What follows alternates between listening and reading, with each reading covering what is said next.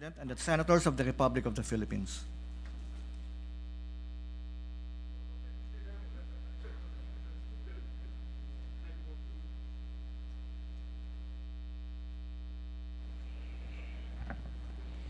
The 18th session of the Senate in the first regular session of the 19th Congress is hereby called to order.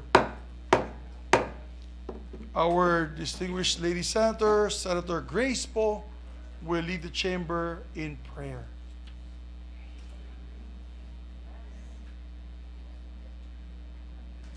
Joel, pwede mag-suspend agad para kumain.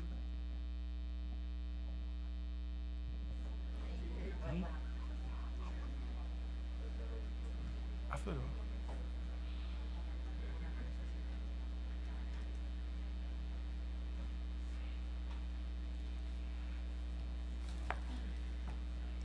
Sa ngalan ng Ama, ng Anak, ng Espiritu Santo. Amen. Panginoon, sa panahong pataas ng pataas ang halaga ng bilihin at paliit ng paliit ang halaga ng piso, pagpalain mo po kaming tumingkad ng tumingkad ang aming pag-asa na maisasaayos namin ang aming bansa at mapapabuti namin ang buhay ng aming kapwa. Patamisin mo po ang aming buhay kahit mahal ang asukal. Hatiran mo po kami ng magandang balita at hindi text scam o spam. Panatilihin mo po kaming ligtas mula sa kapahamakan at mga mapagsamantala. Bigyan mo po kami ng pusong nakakakilala kung ano ang tunay na mahalaga. Gabayan mo po kami tungo sa isang bansang masagana at mapayapa. Amen. Sa ngalan ng Ama, ng Anak, ng Espiritu Santo. Amen. Secretary, may please call the roll. Roll call of members. The Honorable Senator Angara, Senator Binay, Senator Cayetano Alan, Senator Cayetano Pia, Senator De La Rosa, Senator Ejercito, Senator Escudero, Senator Estrada, Senator Gatchalian, Senator Go, Senator Ontiveros, Senator Lapid, Senator Legarda, Senator Marcos, Senator Padilla, Senator Pimentel, Senator Poe, Senator Revilla, Senator Tolentino, Senator Tulfo, Senator Villanueva, Senator Villar Cynthia, Senator Villar Mark, the Senate President.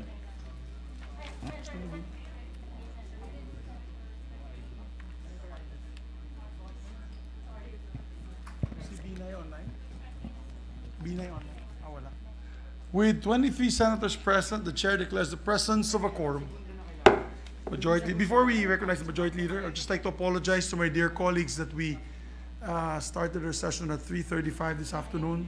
We had an extended session of the Commission on Appointments earlier. I apologize to my colleagues. Majority Leader. Yes, Mr. President. Thank you. Mr. President, I move that we dispense with the reading of the journals of the 16th session Monday, September 5, 2022, and 17th session Tuesday, September 6, 2022, and consider them as approved. So move, Mr. President. Is there an objection to the motion of the Majority Floor Leader? There being none, the motion is approved. Thank you, Mr. President. Mr. President, I move that we proceed with the reference of business. After which we'll have we can suspend. After reference to business, no problem. Yes, Mr. President. Yes. With no objection from the, wag na muna tayo sa additional, first reference. No objection with the motion. Please proceed, Secretary. Bills on first reading. Senate number 1151, renaming the Urdaneta City Bypass Road in Urdaneta, Pangasinan to Eduardo Cojuangco Jr. Avenue, Senator Gatchalian. Further be on rules. 1152, providing senior citizens free movie access to all movie theaters nationwide and providing funds therefore, Senator Gatchalian. Further be on social justice and finance.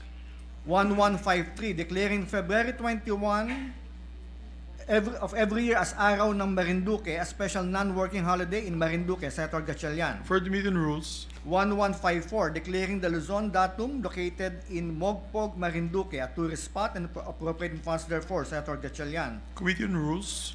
1155, promoting and mandating the usage of Filipino music in hotels, resorts, airports, radio stations, restaurants, and other similar establishments, tourist buses, and all flights, international and local in the Philippines, providing penalties and for other purposes, Senator Marcos. For the meetings on Culture and Arts and Tourism. 1156, providing for the conduct of hybrid national, local, and Bangsamoro Autonomous Region in Muslim Mindanao elections through manual automated voting, counting, canvassing, consolidation, and transmission, amending for the purpose RA 8436 and for other purposes, Senator Marcos. To the Committees on Electoral Reform and Finance. 1157, increasing the authorized expenses of candidates and political parties, amending for the purpose Section 13 of RA 7166 by Senator Marcos. To the Committee on Electoral Reforms and Ways and Means. 1158, strengthening the independence of the Commission on Elections, amending for the purpose pertinent provisions of BP 881 and for other purposes, Senator Marcos.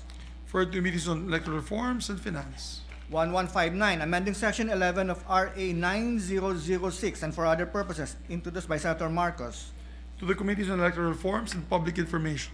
1160, providing alternative modes of voting for highly vulnerable sectors to exercise the right of suffrage, amending for the purpose RA 10366 by Senator Marcos. To the Committees on Electoral Reforms and Finance. 1161, establishing the Virology Science and Technology Institute of Philippines, appropriating funds therefore, Senator Ejercito.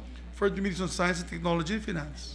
1162, repealing RA 10912 by Senator Ejercito. To the Committee on Civil Service and Professional Regulation. 1163, establishing a Center for Disease Control and Prevention, providing mechanisms for epidemic control, appropriating funds and for other purposes, Senator Ejercito.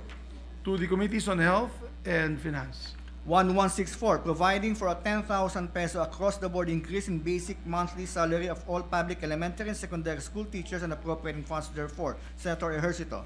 Committees on Civil Service, Basic Education, Finance. 1165, institutionalizing an emergency medical services system, providing for the establishment, supervision, and regulation of emergency medical services progression, and appropriating funds therefore, Senator Angara.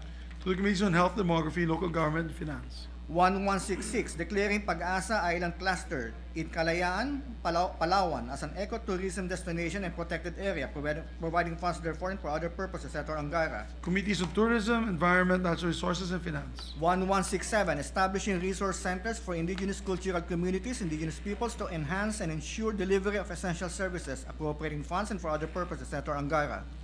To the Committees on Cultural Communities, Muslim Affairs, and Finance. 1168, providing for the full and effective implementation and enforcement of international maritime instruments of which the Philippines is a state party, Senator Angara. To the Committees on Public Service and Foreign Relations. 1169, establishing living facilities for public school teachers, providing funds therefore and for other purposes, Senator Angara. To the Committees on Urban Planning, Housing, and Finance. 1170, declaring April 7 of every year as Barangay Health Workers Day, Senator Angara. For the Committees on Health and Demography, Local Government. 1171, providing for business-friendly tax remedies in local government units by amending certain provisions in Book 2 of RA 7160 by Senator Angara. To the Committees on Local Government and Ways and Means. 1172, institutionalizing a master plan for the transition of the government to e-governance, appropriating funds and for other purposes, Senator Ejercito. To the Committees on Science and Technology, Civil Service, and Finance. 1173, prohibiting untraceable firearms, providing penalties therefore and for other purposes, Senator Marcos. To the Committees on Public Order and Dangerous Drugs. 1174, amending RA 7941 and for other purposes, Senator Marcos. To the Committee on Electoral Reforms and People's Participation. 1175, encouraging new lawyer scholars to provide free legal services to overseas Filipino workers under the Department of Migrant Workers, amending RA 11641 and for other purposes, Senator Tolentino. To the Committee on Migrant Workers, Justice and Human Rights. 1176, declaring the province of Leyte a tourism zone and appropriating funds therefore, Senator Tolentino. To the Committee on Rules. 1177, institutionalizing the grant of emergency use authorization, further amending RA 3720 and for other purposes, Senator Tolentino. To the Committee on Health and Demography. 1178, reforming the mandate of the Movie and Television Review and Classification Board to include streaming services, amending for the purpose PD 1986 by Senator Tolentino. To the Committee on Public Information, Mass Media. 1179, condoning unpaid interest, penalties, surcharges on loans and amortization of lands awarded to comprehensive agrarian reform beneficiaries, repealing for the purpose Section 26 of RA 6657 and for other purposes. Senator Lapid. To the Committee on Agriculture and Agrarian Reform. 1180, instituting the Medical Reserve Corps, appropriating funds therefore for other purposes. Senator Go. To the Committees on Health and Demography and Finance. 1181, regulating the planning, design, construction, occupancy, and maintenance of buildings, promoting building resilience versus fire, flood, storm, earthquake, and multiple hazards, enacting a new Philippine Building Act, repealing PD 1096 and for other purposes. Senator Go. To the Committees on Public Works and Finance. 1182, providing for government financial institutions unified initiatives to distress enterprises for economic recovery. Senator Go. To the Committees on Banks, Financial Institutions, Ways and Means, and Finance. 1183, providing enhanced protection, security, and benefits for media and entertainment workers. Before Senator we Go. take up that one, I missed out one. The last the last measure to the Committees on Banks, Government Corporations, Ways and Means, and Finance. For correction. 1183, providing enhanced protection, security, and benefits for media and entertainment workers. Senator Go. For the Committees on Labor and Employment, Public Information, Mass Media. 1184, providing measures to protect individuals engaged in food, grocery, and pharmacy delivery services. Senator Go. For the Committees on Trade and Commerce. 1185, modernizing the Bureau of Immigration, defining its powers and functions, expanding, rationalizing, and further professionalizing its organization, upgrading the compensation and benefits of its officials and employees, appropriating funds and for other purposes. Senator Go. For the Committees on Justice, Human Rights, Civil Service, and Finance. 1186, creating additional divisions in the Court of Appeals, increasing the number of CA justices from 69 to 78, amending BP 129 as amended and for other purposes. Senator Go. To the Committees on Justice, Human Rights, and Finance. 1187, creating one additional division in the National Labor Relations Commission, increasing the number of commissioners from 23 to 26, amending for the purpose PD 442 and for other purposes. Senator Go. To the Committees on Labor and Employment and Finance. 1188, amending Section 5 of RA 7610 by Senator Go. To the Committee on Women and Children Family Relations. 1189, establishing a national framework for the mandatory environmental insurance coverage of environmentally critical projects by Senator Go. To the Committee on Environment and Natural Resources. 1190, expanding the purposes and application of the Special Education Fund, amending for the purpose Section 272 of RA 7116 for other purposes. Senator Go. To the Committee on Local Government Basic Education. 1191, instituting the Magna Carta of Filipino seafarers. Senator Go. To the Committee on Migrant Workers. 1192, recognizing the sentence, sapience, and inherent rights of marine mammals and providing mechanisms for the protection and enforcement thereof. Senator Ontiveros. To the Committee on Environment and Natural Resources. 1193, regulating the catching, sale, purchase, possession, transportation, importation, and exportation of all sharks, rays, and chimeras for any part thereof in the country. Senator Ontiveros. To the Committee on Agriculture and Food and Finance. 1194, providing Environment as well, and Finance. 1194, providing for a comprehensive nuclear regulatory framework, creating for the purpose the Philippine Nuclear Regulatory Commission, appropriating funds therefore. Senator Tolentino. For the Committees on Science and Technology, Civil Service, Ways and Means, and Finance. 1195, extending the term of office of barangay officials and members of the Sangguniang Kabataan, amending RA 7160 as amended and for other purposes. Senator Marcos. For the Committees on Local Government, Electoral Reforms, and Participation. 1196, an act to establish the Philippine Coast Guard Academy, allocating funds therefore and for other purposes. Senator Marcos. To the Committee on Public Services, National Defense, and Finance. 1197, granting salaries and other benefits to barangay officials and for other purposes. Senator Marcos. To the Committee on Local Government, Civil Service, and Finance. 1198, expanding the grounds for legal separation, amending for this purpose certain provisions of EO 209 and for other purposes. Senator Marcos. To the Committee on Women and Children, Gender Equality. 1199, ordaining a Bill of Rights and Obligations on the taxpayer. Senator Gatchalian. To the Committee on Ways and Means. Senate Number 1200, establishing evacuation centers in every city and municipality and appropriating funds therefore. Senator Lapid. To the Committees on National Defense, Public Works, and Finance. Majority Leader. Mr. President, may I move for one Senate minute suspension, Mr. President?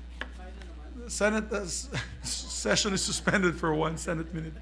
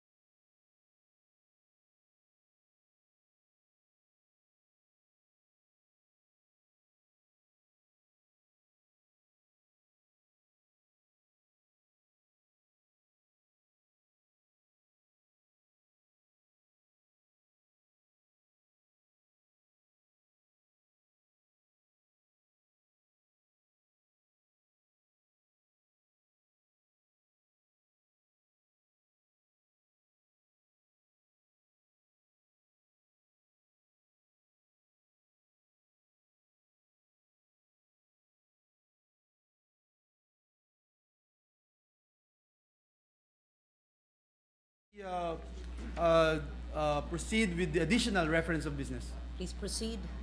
Additional reference of business, resolutions.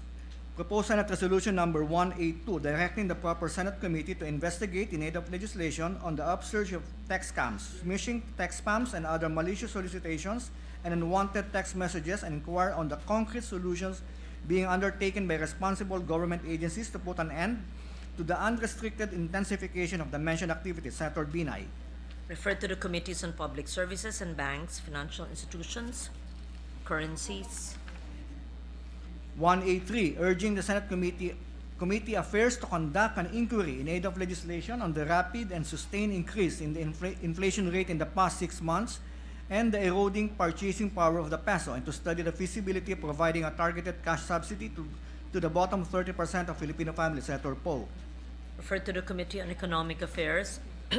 184, directing the appropriate Senate committee to conduct an inquiry into the alarming incidents of crimes committed against law enforcement officers by Senator Marcos. Refer to the Committee on Public Order, Dangerous Drugs. 185, directing the appropriate Senate committee to conduct an inquiry into the numerous alarming reports of abuse, kidnapping, disappearances, and killing of women in the country. Senator Marcos. Refer to the Committees on Women, Children, Family Relations, and Gender Equality, Public Order, Dangerous Drugs. 187, directing the appropriate Senate committee to conduct an inquiry on the alleged deficiencies and continued failure by the Philippine Seafarers Education and Training System to comply with the international standards of training, certification, and watchkeeping for Seafarers Convention as reported by the European Union Commission. Senator Tulfo. Refer to the Committee on Migrant Workers.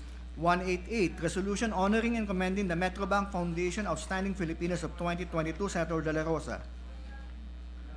referred to the Committee on Rules. 189, directing the appropriate committees of the Senate to conduct an inquiry on the status of implementation of RA 7076 with the end in view of promoting responsible mining and providing the necessary policy interventions for the development of the small-scale mining sector and the generation of quality job opportunities for small-scale miners. Senator Villanueva. Referred to the Committees on Local Government and Environment, Natural Resources, and Climate Change. Committee report. Committee report number 2, prepared and submitted jointly by the Committees on Sustainable Development Goals, Innovation and Futures Thinking, Public Works and Finance on Senate number 1290 with Senators Cayetano P., Poe, Ejercito, Estrada, Revilla Jr., and Angara as authors thereof, entitled An Act Institutionalizing Active Transport by Establishing a Safe Pathways Network of Bicycle Lanes, Walkways, and Slow Streets and for other purposes. Sponsor Senator Cayetano P. To the calendar for ordinary business.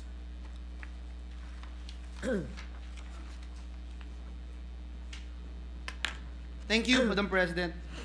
Madam President, I move that we transfer from the calendar of for ordinary business to the calendar for special orders Committee Report number 2 on Senate Bill number 1290 entitled An Act Institutionalizing Active Transport by Establishing a Safe Pathways Network of Bicycle Lanes, Walkways, and Slow Streets, and for other purposes. So transferred.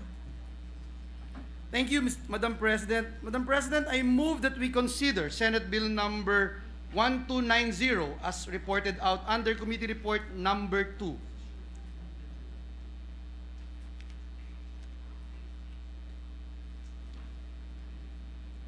Any objections? Hearing none. Please proceed. Madam President, may I move that we ask the Secretary to read the title of the resolution without prejudice to inserting into the records the whole text thereof. Please proceed. An act institutionalizing active transport by establishing a safe pathways network of bicycle lanes, walkways, and slow streets, and for other purposes. Madam President, to sponsor the measure, may we recognize the distinguished lady from Taguig City and Pateros, Senator Pia Cayetano, as the chairperson of the Committee on Sustainable Development Goals, Innovation, and Futures Thinking to deliver the sponsorship speech. So move. Senator Pia Cayetano is recognized. Thank you. May I ask for less than a minute suspension just to set up the slide presentation? Session suspended.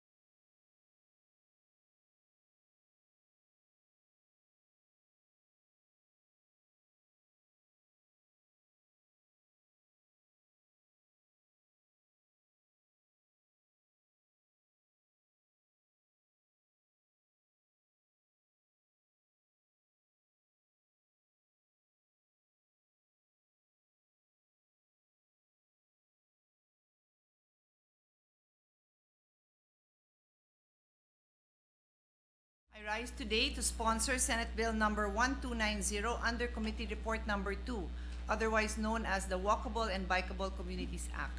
The long title of this bill is An Act Institutionalizing Active Transport by Establishing a Safe Pathways Network of Bicycle Lanes, Walkways, and Slow Streets, and for other purposes. This takes into consideration Senate Bill number 19, filed by this representation, and the bills filed by Senator Poe, Senator Ejercito. May visuals yan, kaya nadidelay yata ang aking ayan. So, bills filed by Senator Ejercito and Senator Poe, Senator Ejercito, and Senator Ejercito Estrada. This is also, there were also expressions of intent by the co-authors, Senator Poe, Senator Ejercito, Senator Ejercito Estrada, Senator Revilla Jr., Senator Angara, and Senator De La Rosa. I was only able to find biking pictures of the two gentlemen. Kung meron kayong biking pictures, padala nyo, habol natin, ilalagay ko kayo dyan. But it's very interesting because the picture of Senator JV is actually from an article that talks about how he bikes to work. Also to put on record, the Majority Floor Leader, Senator Joel Villanueva, has filed his own version on the Safe Pathways Act. Dear colleagues, this bill is similar to the one I filed and sponsored last Congress, which the Senate passed on third reading. That bill was a product of necessity at the height of the pandemic, brought about by the plight of health and essential workers who were stranded and had to walk long distances to get to their work or home. So these are articles that highlighted how difficult it was to get to work and how the bikes were coming out on the streets. On the streets. Those who had bikes fared better than others. The original bill, as I mentioned, that was filed in the last Congress, passed in the last Senate, known as the Safe Pathway Network Bill, sought to create a network of pop-up bicycle lanes and slow streets that could be used by our essential workers during the pandemic and to connect users to essential destinations. All over the world, urban cycling networks surged after lockdowns were imposed. In New York, Berlin, and Mexico City, to name a few, temporary bike lanes were set up to facilitate people's mobility. The same happened here. Brought about by the surge of bikers, more and more bike lanes were carved out of the streets. But even before the pandemic, I have long advocated for a shift to active and sustainable transportation. There are many benefits of cycling and walking to one's health. Physically, walking and biking are excellent forms of exercise, good for cardiovascular health. Mentally, taking time out from work or studies is a much-needed breather from the rigors of daily life, and going for a walk or bike ride is one way towards better mental health.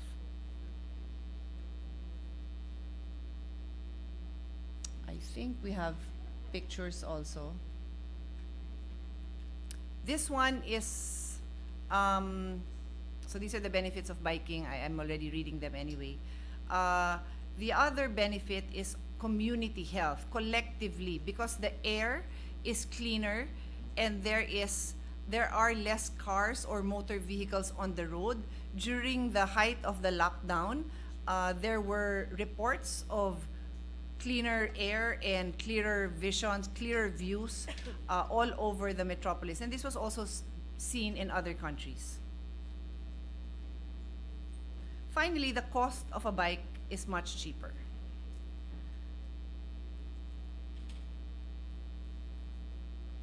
Although the world has somehow learned to live with COVID and many things have returned to normal, the use of bikes and other active modes of transportation are here to stay. This bill touches on the following Sustainable Development Goals: SDG 3, good health and well-being; SDG 7, affordable and clean energy; SDG 9, industry, innovation, and infrastructure; SDG 13, climate action; SDG 17, partnership and goals. Interesting facts: in the Philippines, based on an SWS survey, 1 out of 4 households nationwide owns a bicycle. The number of households with bicycles in urban areas in NCR more than doubled since 2021, indicating their strong demand for active transport. 7.3 million households own a bicycle as of April 2022, compared to 6.2 million households in May 2021.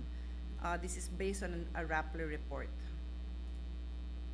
80% of Filipinos believe that better roads would encourage more people to use bikes. A number of cities in Metro Manila and in other parts of the countries have their own network of bicycle lanes. Outside of Metro Manila, Iloilo City has established its own bicycle lanes. I'm not sure if I have the distance, but the distance of the bicycle lanes in Iloilo is quite extensive. I will be sure that I have that to share with you during the period of interpellation. In our own Taguig City, we have kilometers after kilometers of bike lanes and sidewalk along the Laguna Lake. So let me tell you now about the bill. What is the Safe Pathways Network? It is a network of bicycle lanes, walkways, and slow street for active transport users. Electric personal mobility devices may also be allowed, but this would be subject to guidelines. So I think it's easy to understand what bike lanes are for the use of bikes. Walkways are for the use of pedestrians, including the use of strollers and other children's mobility equipment, again, subject to guidelines. And the slow streets. This is a very interesting concept that I really love. Slow streets, Your Honors, Madam President, are quite common all over the world, even in our own country. I normally notice this sa panahon ng may patay, pag may lamay. Di ba sinasara yung kalye to allow people to come and go, tapos nandun yung, anong tawag doon? Yung parang trapal na minsan may pangalan pa ng mayor or congressman na nagpahiram ng trapal. Ano? Tolda, yung tolda. Tapos nandun yung, mapupunta na ako sa ibang description, alam niyo na ako ano ginagawa doon. So, okay, I was just handed the information that yung sa Iloilo, 11 kilometers yung kalye doon. So anyway, yun yung concept ng slow street, yung isasara yung kalye, it could be temporary or permanent, to close to motor vehicles to allow people, particularly the elderly and the vulnerable, pregnant women, mothers, children, to run around and to walk. As to whether this will be temporary, permanent, what are the guidelines, that would depend on that particular area, because of course affected ang residents and any other tenants in that area. So that is the entire network: the slow streets, the walkable paths, and the bike lanes. Our intention is to institutionalize facilities. This will require that the LGUs coordinate with public and private institutions within their jurisdictions to ensure that these infrastructure can be built, and also the facilities that make it easy convenient for the active transport users to actually use them. These are what we call the end-of-trip facilities. These end-of-trips could include bike racks, the shower or changing rooms, and similar facilities. But what is also important are the bike lanes. If it is possible to make them permanent, then that would be the best scenario. But for many busy and urbanized cities that have been there, then temporary or pop-up bike lanes may be the most practical for the time being. Next slide, there you go. So this is a video. It's a video, right? This is a video from my trip to the global conference in Korea. Pakiulit na lang. So you'll see on the right, cars, bike lane, and walk path. So all three are there. It was amazing. And ordinarily, I would be very envious to see this in another city, but I'm proud to say that in Taguig City, we have the same. I don't know if the picture was already shown, but in Taguig City, we also have by Laguna Lake, the road for the cars, a separate bike lane, and the walkway. I think Senator Villar, when he was secretary, had the occasion of visiting and inaugurating that. And I think there's a picture of Senator Villar on a bike as well. So we will put that on there before we end. And I am coming to the end of this sponsorship speech, Your Honor. I would like to end by quoting the WHO Constitution. Health is a state of complete physical, mental, and social well-being, and not merely the absence of disease or infirmity. So when we subject our people to hours and hours of the road in traffic, unable to be reunited at the end of a long work day with their families, having to leave when it's still dark to get to work. I personally believe that that is not a complete state of physical, mental, and social well-being. So until we are able to fix our transportation system, and one step in the right direction is active transport, then we will continue to deprive our people of the kind of health that they deserve to have. So these are just, I end with these photos of advocacy rides I've had for more than 10 years all over the country. This is really to emphasize that there are this many bikers. We can take up the whole road. This is really this takes a lot of planning for us to do this, because it is not our intention to take up the whole road, but the intention is to show that if we plan better, more people will be able to use bikes, because one of the facts that, one of the figures we also have is that it was revealed during our hearing that most of the destinations of people for work are within a kilometer or so, less than 5 kilometers for most, such that they could walk or bike that distance. 5 might be a little bit difficult to walk. It can be walked, but it may not be that comfortable with the kind of weather we have. But with active transportation, there will be less people using motorized vehicles. Thank you, dear colleagues, Madam President. With your support, I pray that this can become a law soon. Thank you very much, Senator Pia Cayetano. The chair would like to associate herself with both the advocacies and the urge for implementation by the executive department of this measure, even if it's not yet a law.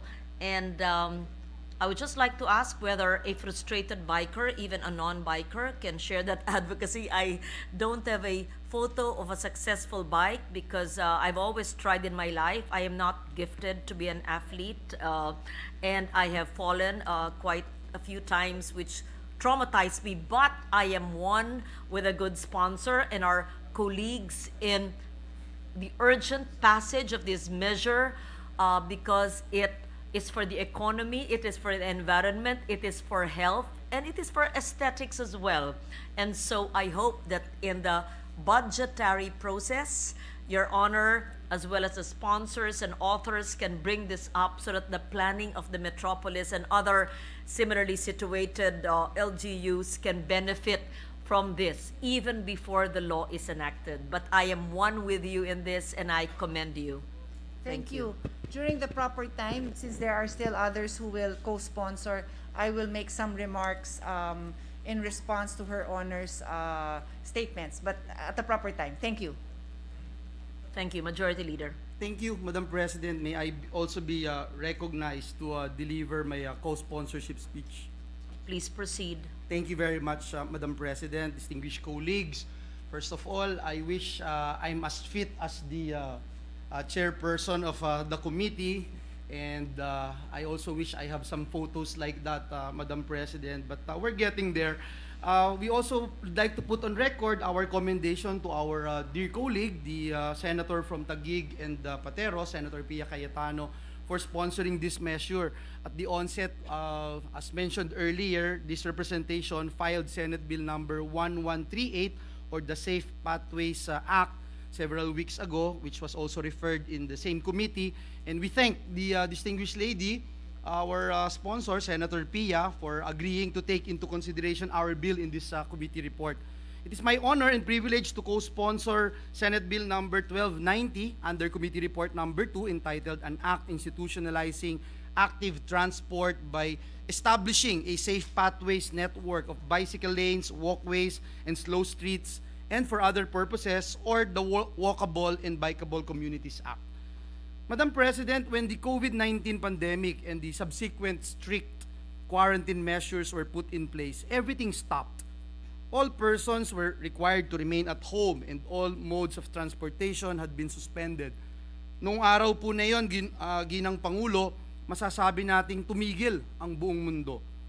While essential services continued, there is no public transportation available, forcing many of our frontliners such as healthcare workers, workers in establishments providing food, medicine, and other essential goods, and many others who had to resort to alternative modes of mobility, such as bikes and scooters, go to their places of work. More than 2 years have passed since then, Madam President. The data shows that active transport is here to stay. Based on a face-to-face survey conducted by SWS or social weather stations in November 2020 and May 2021, the estimated number of households that owned bikes grew from 2 million to 4.9 million. In the same way, in the same survey, Madam President, it is reported that around 4.7 million Filipinos use bikes for essential activities, including market, grocery, store runs, about 3.1 million, going to and from work, that's 1.4 million, and bikes for work-related or livelihood activities, that's about 1.1 million. Filipinos also use bikes for recreational activities, with an estimated 2.3 million using bikes for exercising, sightseeing, or playing. We'd also like to put on record that in 2021, the Department of Transportation established almost 500 kilometers of bike lanes along national roads, including those in Metro Manila, Metro Cebu, Metro Davao, and pavement markings or physical separators and road signs. Nonetheless, we believe that the investments we made in active transport infrastructure should be further reinforced.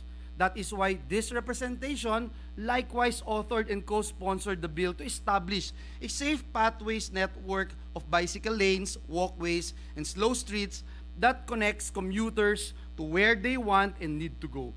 We will also promote the establishment of bike lanes and walkways that are physically separated from the main road through physical barriers or other separators.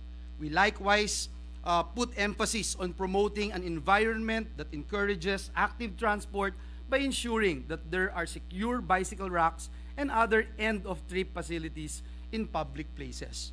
Madam President, with this measure, we also aim to decongest our roads and provide one of the solutions to address traffic.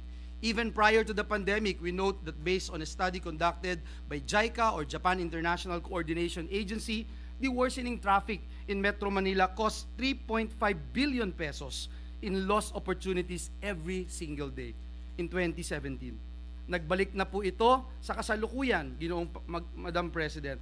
Every day, we lose several hours on the road to and from work or school, which could have been spent instead with our loved ones.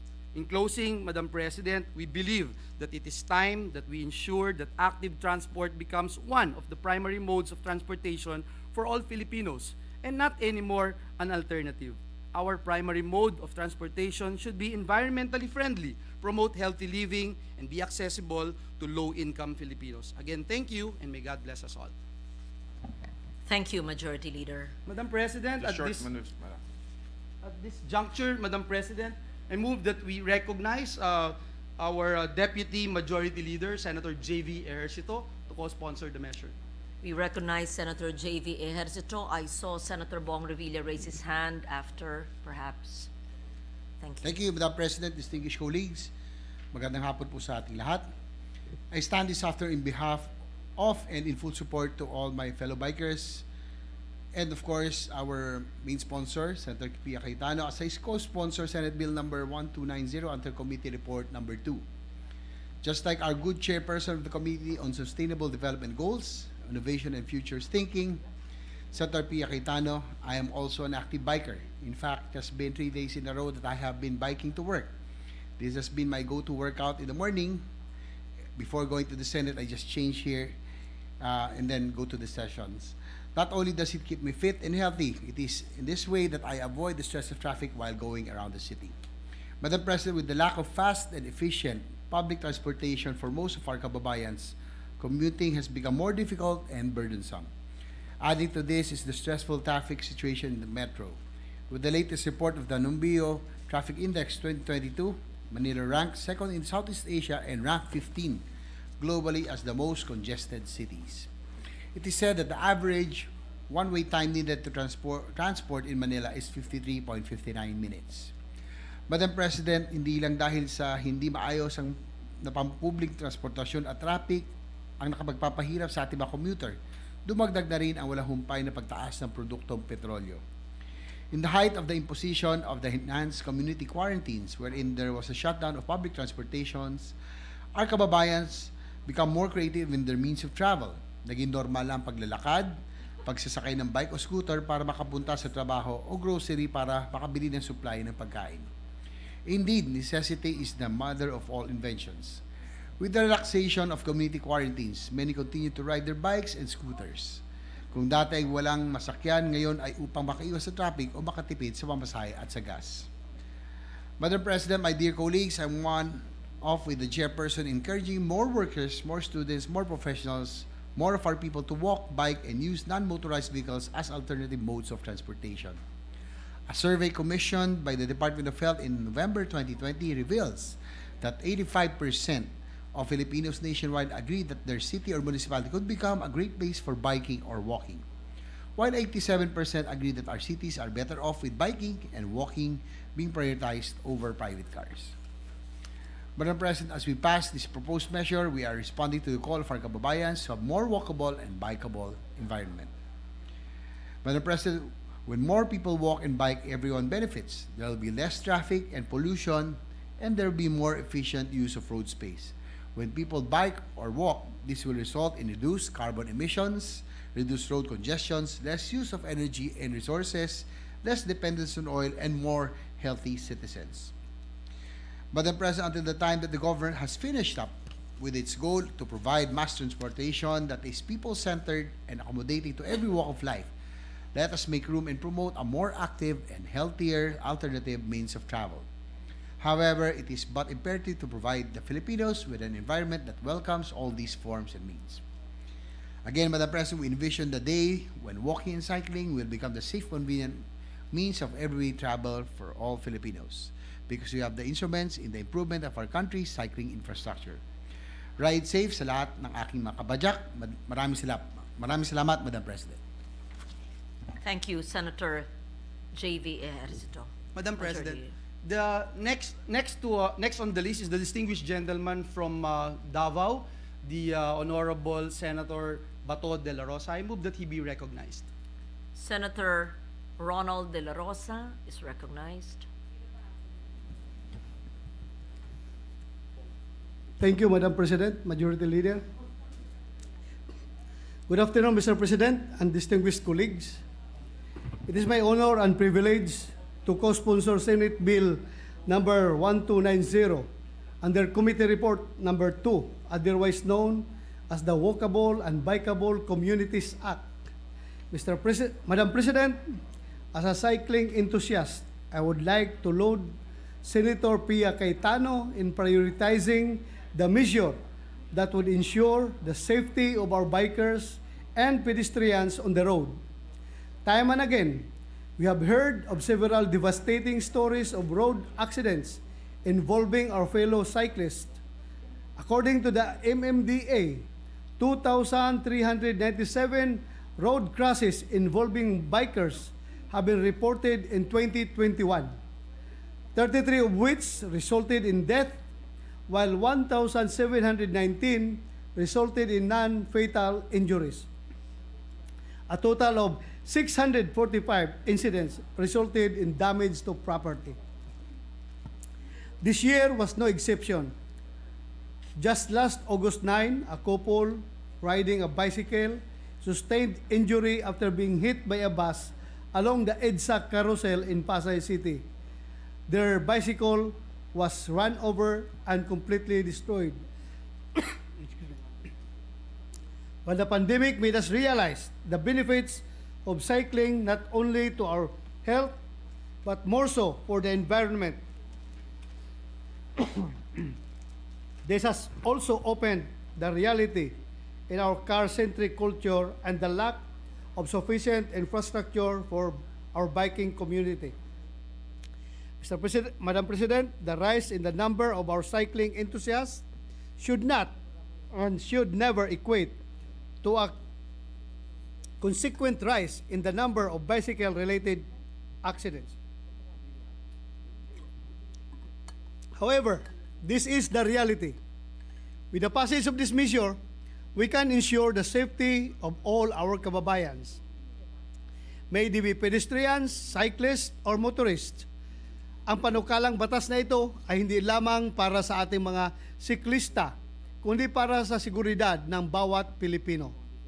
It is but time, Madam President, that we move from car-centric policies to a more inclusive, people-centric policy. Madam President, the approval of this bill will require the national government and the local government units to spend funds for the construction of safe pathways network that shall consist of bicycle lanes, walkways, and designation of slow streets. This public money to be spent is expected to have a multiplier effect. The European Cyclist Federation, in one of their studies, claimed that cycling delivers significant economic gains in the European Union. According to ECF, the health benefits due to reduced mortality amount to 114 to 121 billion euro, or the benefits of congestion easing to about 25 billion euros. Cycling also creates jobs. At current levels of cycling, more than 650,000 jobs in the EU are linked to the sector. If cycling modal share was doubled, more than 400,000 extra jobs could be created. Hopefully, with our public investment in the establishment of the Safe Pathways Network, we can reap the same economic benefits. With that, Mr. President, the enactment into law of this bill will contribute to our efforts to fully revive our economy. But more importantly, this will protect the lives of our countrymen.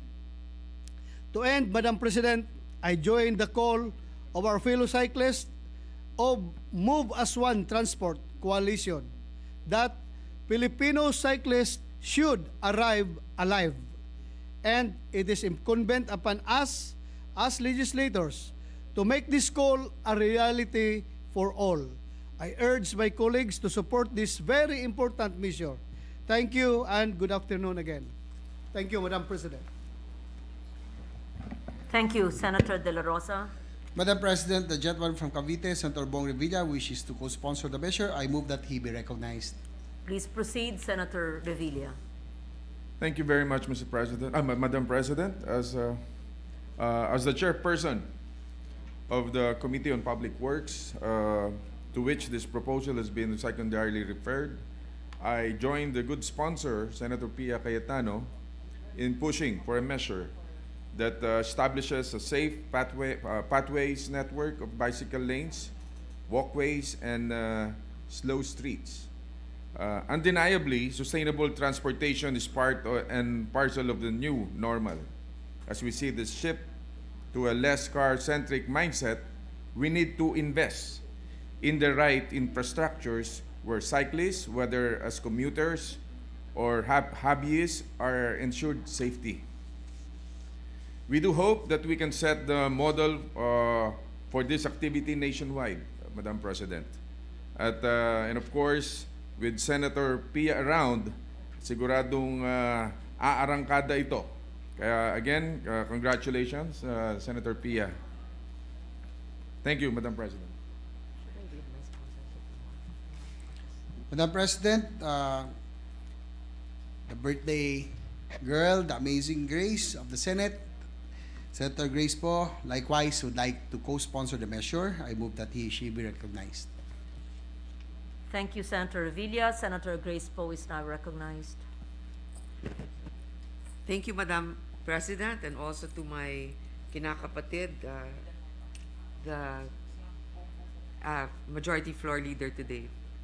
I thank the good senator from Taguig City for prioritizing a measure that would champion the cause of the pedestrians, commuters, bikers, and community as a whole. The message is clear. The roads must be shared with the people, and this bill, being the first one to be sponsored before the plenary, gives a clear indication that this is a Senate that believes in the principle that those who have less in wheels must have more in roads. We have seen from social media the pictures of Iloilo City Network, an extensive network of picturesque bike lanes that draw hundreds of bikers and visitors each day. Also making waves on social media is the new Fatima Avenue of Valenzuela City. Valenzuela City of our dear colleague here, Senator Gatchalian, and the city ably run by the Gatchalian brothers for many years, a very progressive city indeed. A street turned scenic walkway for pedestrians to stroll through and spend their precious time with their loved ones.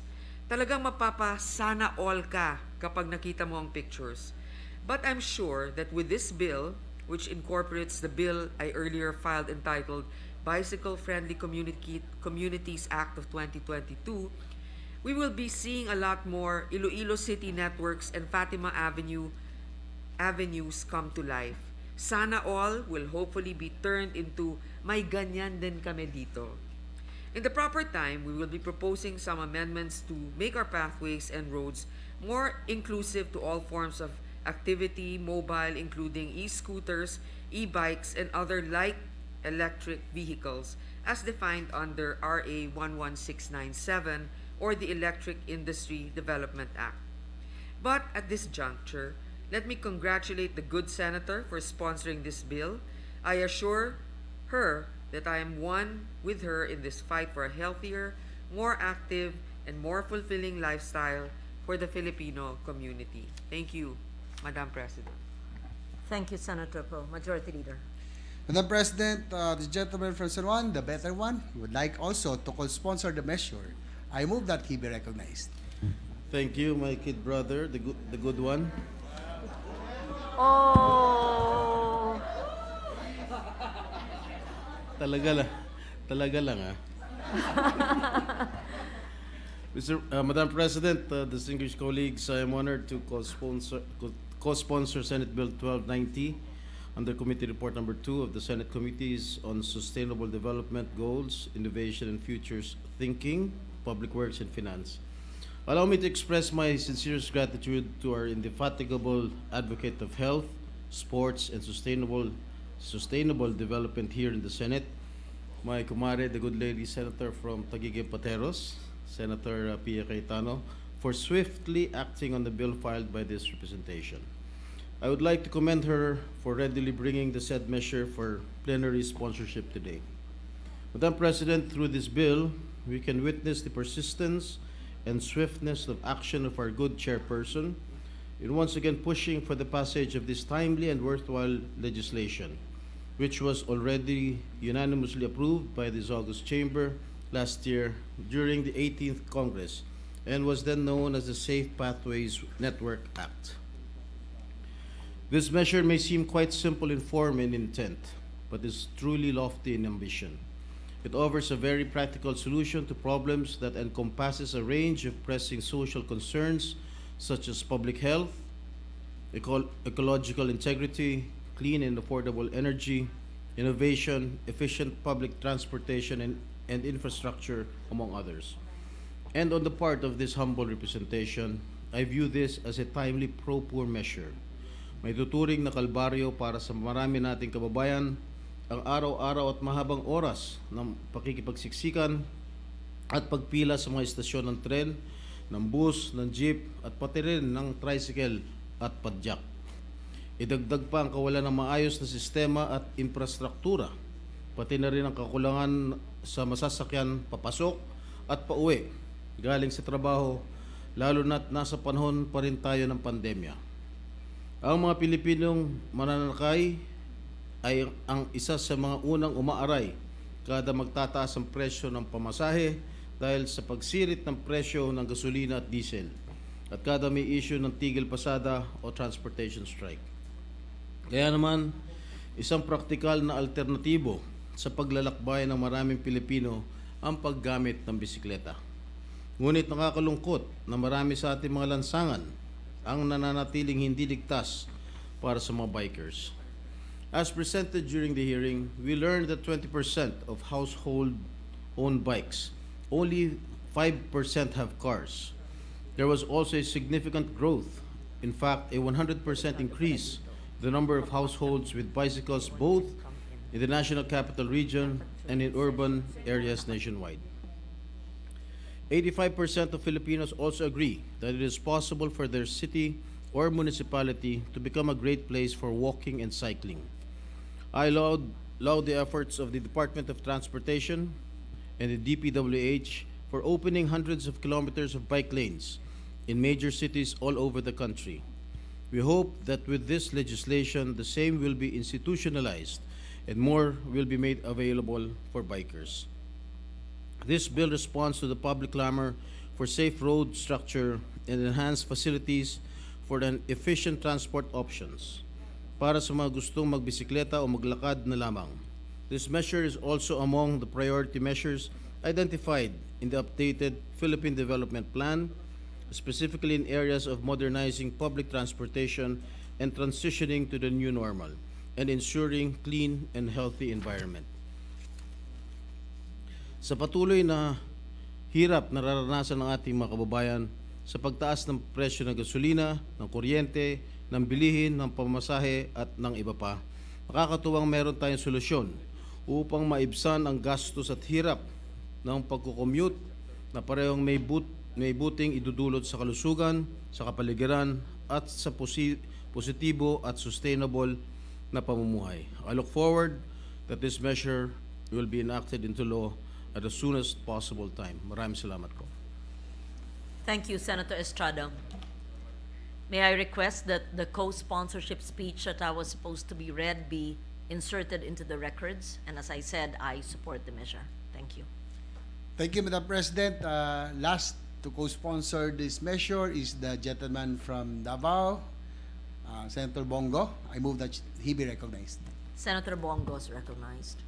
Mr. President, I am glad to co-sponsor this proposed measure which institutionalizes active transport by establishing a safe pathways network of bicycle lanes, walkways, and slow streets. I congratulate and commend the sponsor, Senator Pia Cayetano, for consistently advocating and prioritizing this important measure.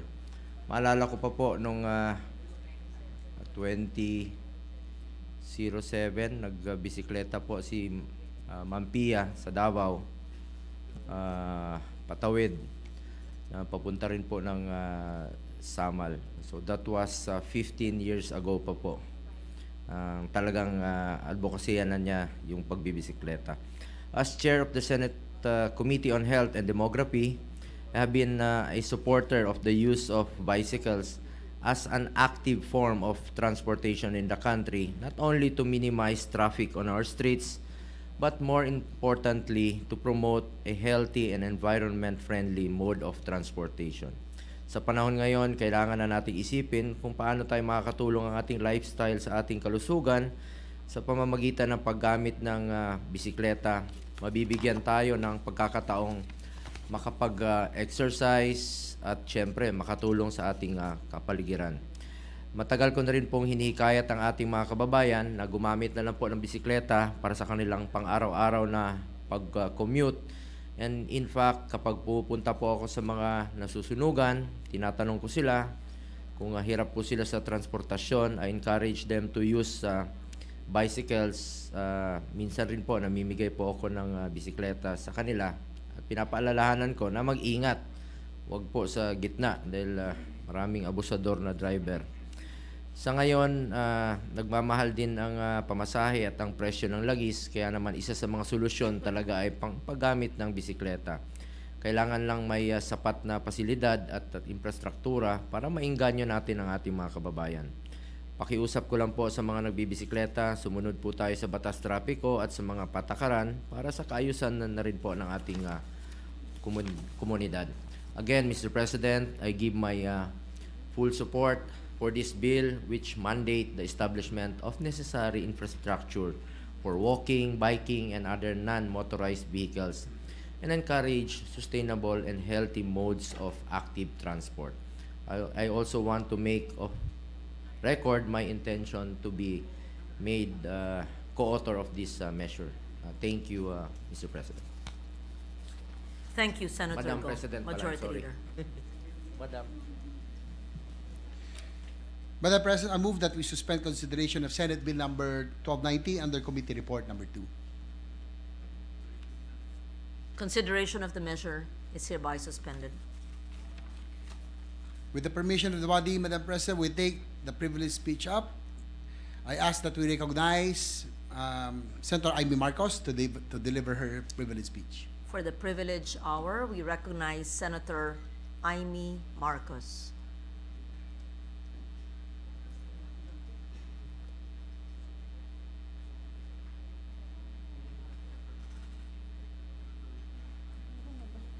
Pasok sa lahat. Magandang hapon po, Ginang Pangulo, aking mga mahal na kapwa senador. Tumatayo ako sa pagkakataong ito tulak ng aking pribilehyo, magsamang personal at kolektibo. Sa tuwing tayo ay magdiwang at kumanta ng ating pambansang awit, ibinubunyag natin ang lupang hinirang.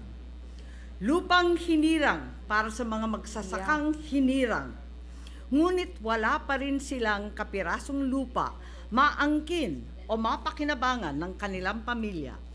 Palapit na ang ika-21 ng Oktubre at lalampas na ang ika-5 dekada ng PD27, ang pagpapalaya ng mga magsasaka sa pagkaalipin ng lupa. Ngunit bigo pa rin ang marami nating magsasaka na mapa sa kanila ang munting bahagi ng ating bansa. Lupa na kung tutuusin ay yaman ng bawat Pilipino at ng buong lipi. Panahon na wakasan ang pagtiis at dusa ng ating mambubukid at ipamahagi na walang utang at buong puso, lupang binubungkal at sinasaka nila araw-araw ng ilang taon nang nakalipas. In truth, the history of land reform in the Philippines is a long if convoluted one, beginning with the Public Land Act in early 1903 and through various Commonwealth laws authorizing the President to acquire private land for resale to tenants. Following independence, the Philippine Congress enacted further land reform acts in 1955 and 1963, attempting to abolish shared tenancy and providing support services to new farm owners. But it was on the 21st of October in 1972 that the comprehensive and mandatory agrarian reform program was launched by then President Ferdinand E. Marcos, decreeing the emancipation of all tenant farmers, sharecroppers, and agricultural workers from the bondage of the soil, identifying large tracts of rice and corn farmland. PD 27 mandated government expropriation of land without need of any farmer's petition. All areas cultivated under tenancy and sharecropper arrangements deemed subject to agrarian reform. Vigorous execution of this decree effected the immediate breakup of vast agricultural estates in Luzon and elsewhere into 3 to 5 hectare parcels.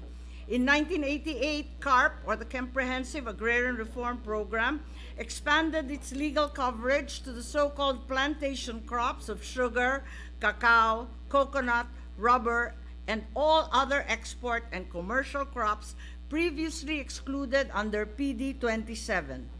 Controversy and protest hounded CARP and its successor, CARPER's implementation from the outset, so that until today, the Agrarian Reform Program under DAR remains incomplete and still uneven. Then the pandemic hit with deadly virulence, causing a public health emergency that ravaged the economy. On September 11, almost to the day, 2 years ago in 2020, this chamber acted swiftly and decisively, passing RA 11494, the epic COVID response legislation of Bayanihan 2, with the urgent goal of protecting the populace from the worst effects of the pandemic. Bayanihan 2 also included in Section 4M a groundbreaking exemption for agrarian beneficiaries from interest payments for the period of the emergency. This single provision in our law had impactful results, with 7.228 billion worth of interest payments from 272,320 agrarian reform beneficiaries waived in addition to 887 million worth of excess interest payments from 112,785 farmers now credited to the principal interest of the loan. In fact, some 8,987 farmers were able to fully pay their loans solely from excess interest payments credited to the principal loan. Following the 18th Congress Historic Initiative, next week our new president, Ferdinand Bongbong Marcos, will sign an executive order further suspending payment upon the principal amount of loans to agrarian reform beneficiaries, declaring a moratorium until June 30 of next year. Thus, for the first time today, with this legal precedents upending a well-worn framework, the total condemnation for the last remaining tenant farmers, their families, and heirs is truly doable.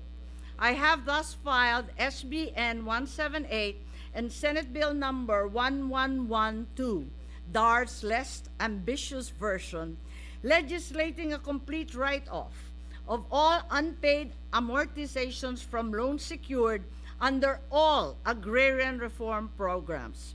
Let there finally be free land for all remaining qualified beneficiaries. For this, indeed, is the last mile of the Philippine Agrarian Reform Program. Already 4.8 million hectares has been distributed. What remains with DAR is a workable backlog of a mere 173,339 hectares. Sa inyong mga harapan, makikita ang mga munting rebulto ng kalabaw sa isang kapirasong lupa, paalala sa atin ng ilang magsasakang mang-uukit na nag-aabang na maibigay sa kanila ang lupang sinasaka. Huwag sana nating kalimutan. Wakasan na natin ang paghihirap ng ating mga mambubukid. Panahon ng palitan ng ngiti ang pagod at dusa ng magsasaka, na ang lupang hinirang ay hindi maging lupang hinarang na lamang. At ang pangako ng ating pambansang awit na lupa duyan ng kagitingan, hindi mauwi sa lupang hinarang, dulot ay kahirapan. And if outright condonation has now become feasible, so too is it eminently viable. For truly, condonation simply makes good financial sense. Firstly, this proposal will generate savings for the Land Bank of the Philippines and the national government, given the absurdity that for many long years, the administrative cost for the land reform program has been bigger than its annual collections. Observe the chart shown. In the year 2020 alone, the Land Bank spent 1.95 billion for a paltry collection of 542,688,603. Tama ba naman ang ginagastos nating yan? The government's remaining balance totals 8.36 billion. First, to acquire DAR's remaining backlog hectarage for 7.32 billion and 1.04 for titling said land. For a change, we have more than enough money because we can now use for possible funding of condonation the following sources of funds. Firstly, 34.47 billion from the Agrarian Reform Fund, 10.22 billion from the Phil Guarantee AGFP Fund. In addition, there is 4.39 billion from the PCIC share in the Agri-Agra Fund. Under the new RA 11901 or the Agriculture, Fisheries and Rural Development Act of 2022, we can look forward to additional funding of 35% from the non-compliance penalty collections of banking institutions to the DAR for titling and parcelization. Hence, not only can we afford to condone these meager farmer loans, but we have the funds to support them with services, seed and equipment, training, and finally, even perhaps, agricultural modernization. May salawikain tayong mga Pilipino na malupit, ngunit totoo naman. Ang sabi ng ating matatanda, walang ligaya sa lupa na di dinilig ng luha.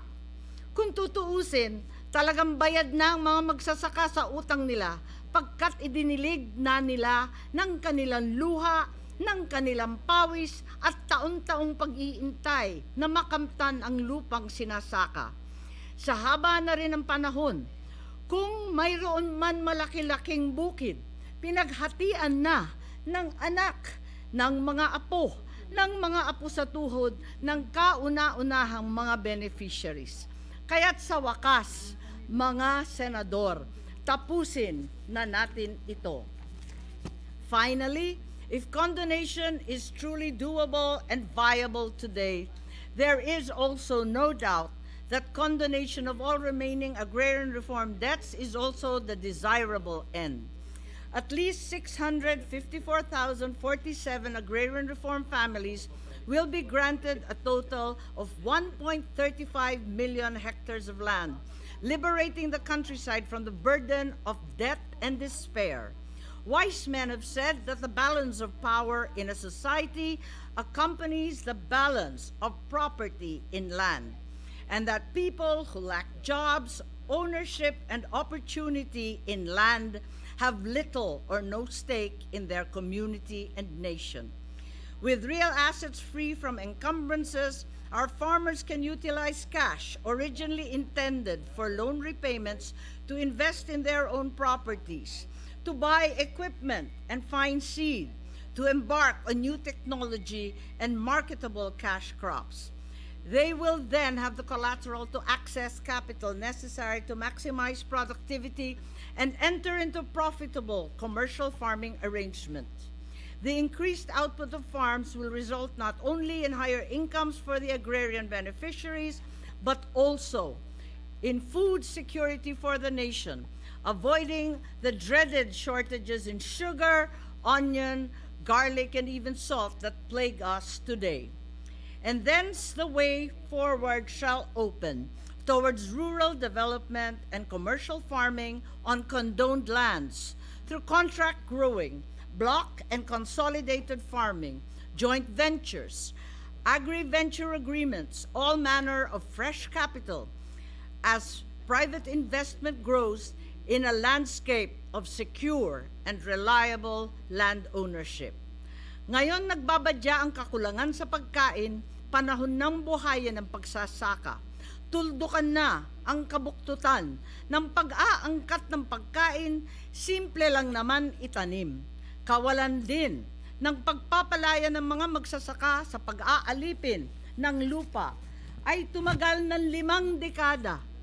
Ang pinakamatagal na pagpaparte ng lupa sa buong mundo kung ihambing natin sa Taiwan, sa South Korea at pati na rin sa Japan. Ilunsad na natin ang bagong simula ng agrikultura sa lupang hinirang, bagong Pilipino, taas noo kahit kanino. Na matutupad din ang pangako ng ating pambansang awit, lupa ng araw, nuwalhati pagsinta, na ang buhay maging langit para sa bawat isang magsasakang Pilipino. Wika ni Gat Andres Bonifacio, aling pag-ibig pa ang hihigit kaya sa pagkadalisay at pagkadakila gaya ng pag-ibig sa tinubuang lupa. Sadyang mamahalin ng bawat may-aring mambubukid ang lupang pinaghirapan at sa wakas maihahandog na sa kanila. Mabuhay ang pagsasaka, mabuhay ang kalayaan ng magsasaka, mabuhay tayong lahat. Maraming salamat, Ginoong Pangulo at mga mahal kong mga senador. Maraming salamat, Senator Amy Marcos, sa napakagandang suhestyon para sa condonation ng mga utang ng ating mga agrarian reform beneficiaries. Majority Leader. Madam President, the gentleman from Bicol, Senator Robin Hood Padilla, would like to make a manifestation. Maraming salamat po, Ginoong Pinunong Mayorya at sa atin pong ginang tagapangulo. Yes, Senator Padilla, please proceed. Nakakahiya naman pong hindi ako mag-manifest. Pakita na naman po sa kulay naming dalawa. Kulang na lang po, sumayaw po kaming dalawa ng ating ginang mula sa Ilocos. Ako po ay nagbibigay ng suporta. Napakaganda po ng talumpati. Napakaganda po ng pinuntahan ng mga sinasabi ng ating mahal na senadora galing Ilocos sapagkat katunayan po, yung ating pong tinatawag na rebellion, yung pong sinasabi nating usapin ng hanggang sa ngayon ay meron po tayong suliranin sa ating mga kanayunan, ito po ang solusyon. At ito po ang matagal nang inaantay ng ating mga magsasaka na magkaroon po sila ng matatawag nilang lupa. Ang hinihingi ko lamang po ay pakinggan po tayo ng ating mga kasama din po sa Department of Agriculture sapagkat kung binigyan po natin sila ng lupa, mainam din na maibigay din po yung suporta. At karamihan po kasi ang nangyayari na bigyan ng lupa, ngunit wala naman po silang puhunan. Ang nangyayari, nagkakautang-utang lang at yung lupa naman ay napupunta sa hindi din. Ang gusto ko lamang pong palakasin pa rito, sana suportahan po natin itong napakagandang programa po ng administrasyon na ito sapagkat ito po ang sagot sa rebellion na matagal na po nating pinagdudusahan. At gusto ko lamang po din ipaalala na sa loob po ng Southeast Asia, baka tayo na lamang po ang may rebellion. Kaya sana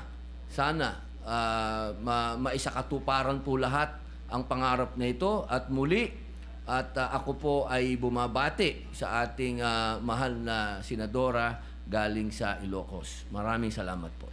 Maraming salamat sa inyong interbensyon. Tama po kayo. Hindi lang sapat na ibigay ang lupa, importante ay tulungan din natin sa kapital at sa tinatawag na farm inputs para hindi masayang ang lupang binibigay. Para lang sa inyong impormasyon, sa mga nakaraang taon, tayo po ay nag-advocate at naglaan ng pondo para po sa mga ARB at mga ARC, mga agrarian reform beneficiaries, agrarian reform communities. Dahil tayo nga po ay naniniwala na panahon na, napakatagal ng panahon na mapasa kanila ang kanilang lupa at mabigyan ng totoong suporta mula sa pamahalaan. Salamat sa iyong interbensyon, Senator Robin Hood Padilla.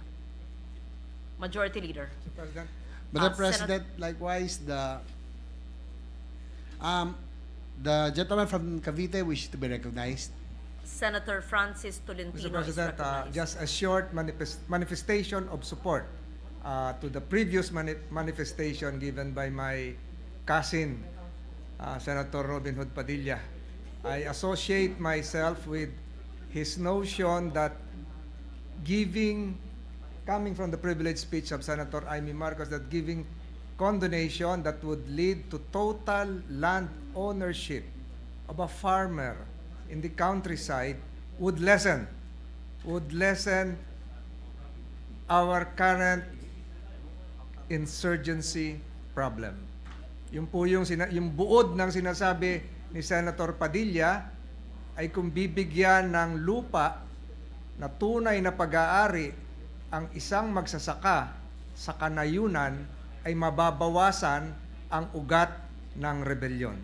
I completely associate myself with that manifestation. Salamat po, Madam And the President. Chair wholeheartedly agrees with you, Senator Tolentino and Senator Robin Hood Padilla. Thank you. We recognize Senator Ronald De La Rosa. Thank you, Madam President. First of all, I would like to manifest my support and I would like to be associated with the privileged speech delivered by our good gentlewoman from Ilocos, and the manifestation, subsequent manifestation by our colleague from Bicol, Senator Robin Padilla. Ako po isang ayon sa lahat ng kailang mga sinasabi, Madam President, na totoo po na yung pagbigay ng lupa doon sa mga mahirap na magsasaka ay maging isang solusyon para sa ating problema sa insurhensya. Pero I would like to give caution to everyone in this august body that yung pong pagbibigay ng lupa or yung problema sa kawalan ng lupa ay isang issue yan sa insurhensya. But it is not really the root cause of insurgency. Bagkus itong kawalan ng lupa, kawalan ng edukasyon, poverty, ito'y mga issue na ginamit lang ng makakaliwa, inexploit nila ito para sa kanilang ulterior motive talaga, which is to seize power of the government, to topple this government. Kaya nga, totoo po yun, mabawasan sila ng issue na ma-exploit. Pero I just would like to caution our colleagues that itong kaliwa ay hahanap at maghahanap ito ng ibang issue na gagamitin talaga, because I don't believe that the root cause of insurgency is poverty, government abuse, or lack of education. But the real root cause of insurgency is the desire of the communists to seize power, to overthrow the existing government. Yun talaga. Itong mga ibang rason na ginamit nila, inexploit lang nila yan. So yun lang po ang aking gusto iparating, na kahit mawalan tayo ng issue na pwede magamit ng mga makakaliwa, hanggat hindi nila makuha yung kanilang pinaka-objective na patumbahin ang gobyerno na ito at palitan ng gobyerno na sang-ayon sa kanilang kagustuhan na komunismo, ay talagang itong ating mga kalaban sa gobyerno ay hindi ito hihinto. Yun lang po, Madam President. Maraming salamat po. Thank you very much, Senator Ronald De La Rosa. We assure you that every member of this chamber is for our democratic principles, and everything should be within the democratic framework of our laws. Thank you. Majority Leader. Madam President, the gentle lady from Panay, Senator Risa Ontiveros, would like to make a manifestation. I move that she be recognized. Thank you. The Deputy Minority Leader, Senator Ontiveros, is recognized. Salamat po, Madam President. In the interest of time, in lieu of an interpellation of the good gentlewoman from Ilocos Norte, maikling manifestation na lang, Madam President, o ilang punto na gusto ko sanang ma-interpellate, pero i-follow up ko na lang po sa pagdinig ng komite dun sa panukalang batas ng good gentlewoman. Una po yung pagpapahalaga ko dun sa pag-follow up nila nung usapin ng debt condonation sa mga agrarian reform beneficiaries. Isa sa mga positibong elemento nung nakaraang State of the Nation address ng Presidente.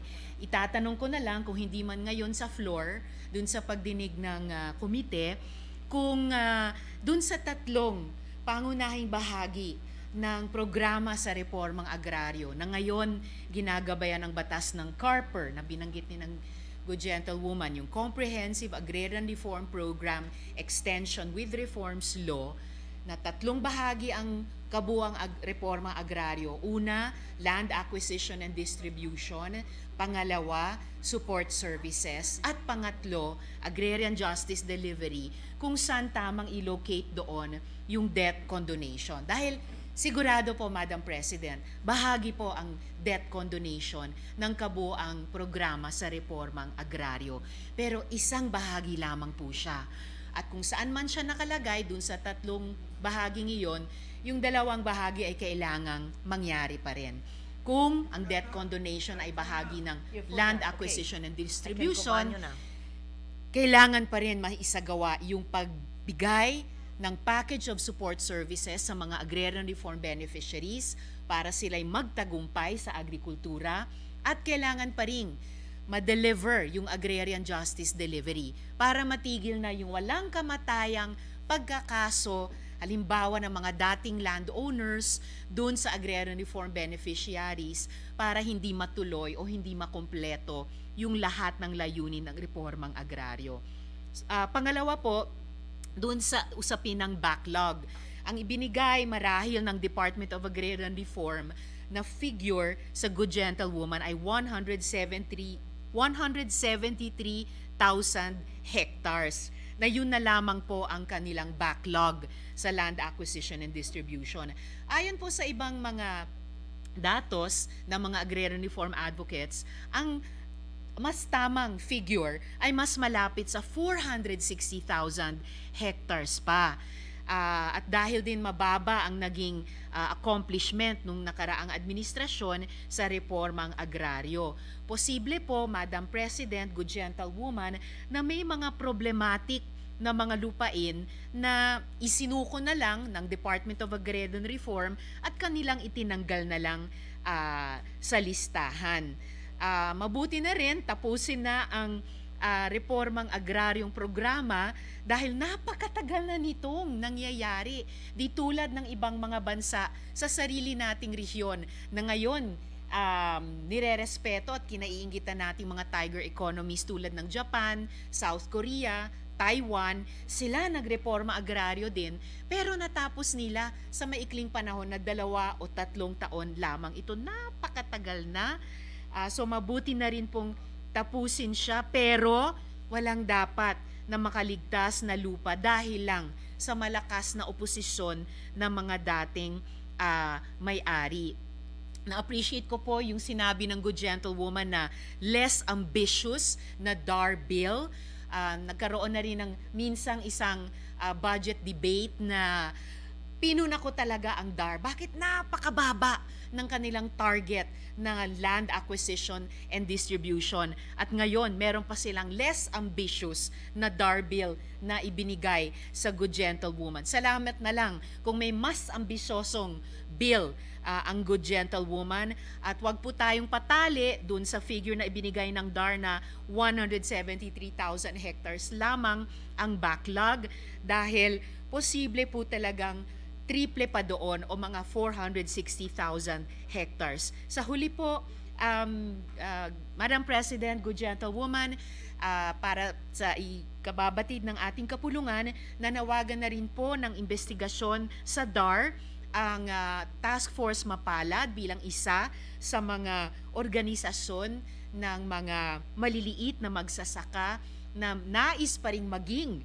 agrarian reform beneficiaries. Nanawagan po sila ng investigasyon doon lang sa simpleng datos na ilan pa ba ang totoong backlog. At itong investigasyon para maibalik posible sa balanse ng 460,000 hectares yung mga itinanggal, kaya ibinaba ng DAR sa 173,000 hectares lang. At bakit ibabalik sana sa totoong figure ng backlog? Para mas ambisyoso naman ang targeting ng DAR at mas marami silang ma-deliver sa pamamagitan ng land acquisition and distribution sa ating mga maliliit na magsasaka na wala pa ring sariling lupa, na dumami rin ang makapakinabang dun sa panukala ng Good Gentlewoman na debt condonation. Salamat po, Madam President. Agyaman na, Good Gentlewoman.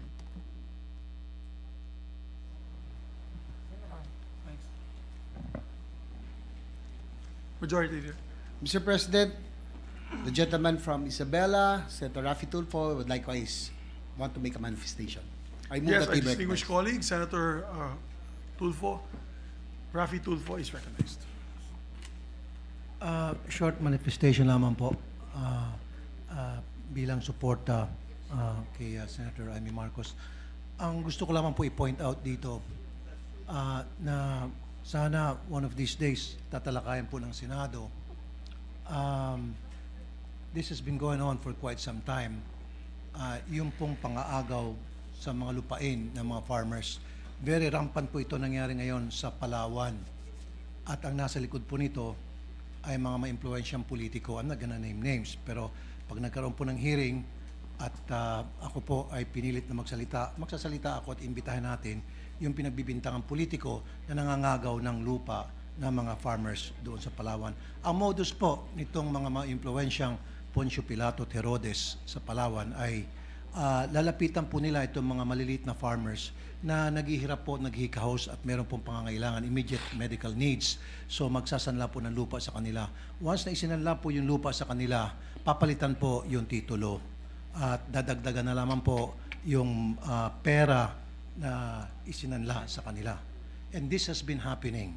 At wala pong magawa itong mga farmers dahil sino ba naman sila, napakalit nila, babanggain nila ma-impluwensyang tao na matagal na po ma-impluwensya doon sa probinsya. So, Mr. President, siguro ito yung isa sa ating mga imbestigahan. Hindi lang po nangyari sa Palawan to, nangyari ito sa buong Pilipinas. Yung mga maliliit nating farmers, inaagawan po ng mga lupain na ma-impluwensya mga politiko, ma-impluwensyang tao, dahil alam nila walang panlaban itong mga pobreng farmers. Now, it's about time, siguro, sa itong 19th Congress, may mangyari sana na masampulan po natin itong mga nangangagaw ng lupain ng mga maliliit nating farmers. And again, isa po ako na willing, kung kinakailangan, banggain po natin itong mga politiko ito. And at the right time, we have to name names and we probably have to call these people dito sa Senate para mag-explain kung talagang totoo yung bintang sa kanila o hindi in aid of legislation. Maraming salamat po, Mr. President. Maraming salamat, Senator Tulfo, Majority Leader. Mr. President, I move that we refer the privileged speech and all the manifestation of Senator Amy Marcos to the Committee on Agriculture, Food, and Agrarian Reform. I so move, Mr. President. Is there any objection to the motion? There being none, the motion is approved. Mr. President, may I ask for 1 minute suspension? Session suspended.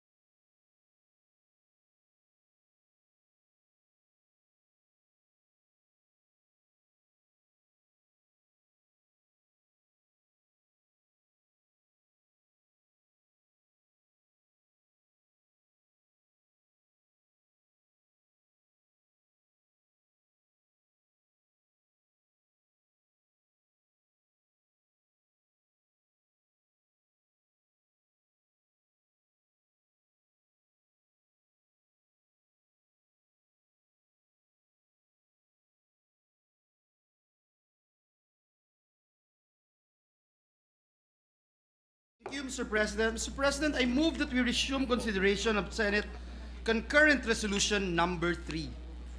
If there is no objection to the motion of the Majority Floor Leader, the motion is approved.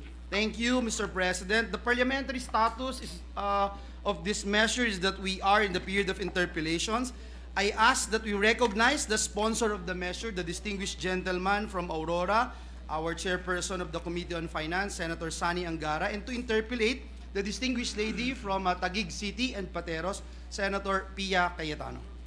Our distinguished chairperson of the Committee on Finance, Senator Sani Angara, is recognized together with their distinguished colleague from Taguig and Pateros, no other than Senator Pia Cayetano, is recognized to interpolate. Ready to resume interpellations, especially from the distinguished lady from Taguig, the chair of our Senate Committee on Sustainable Development Goals and Futures Thinking, and certainly one of the staunchest development advocates in the chamber, Mr. President. Thank you, Majority Leader.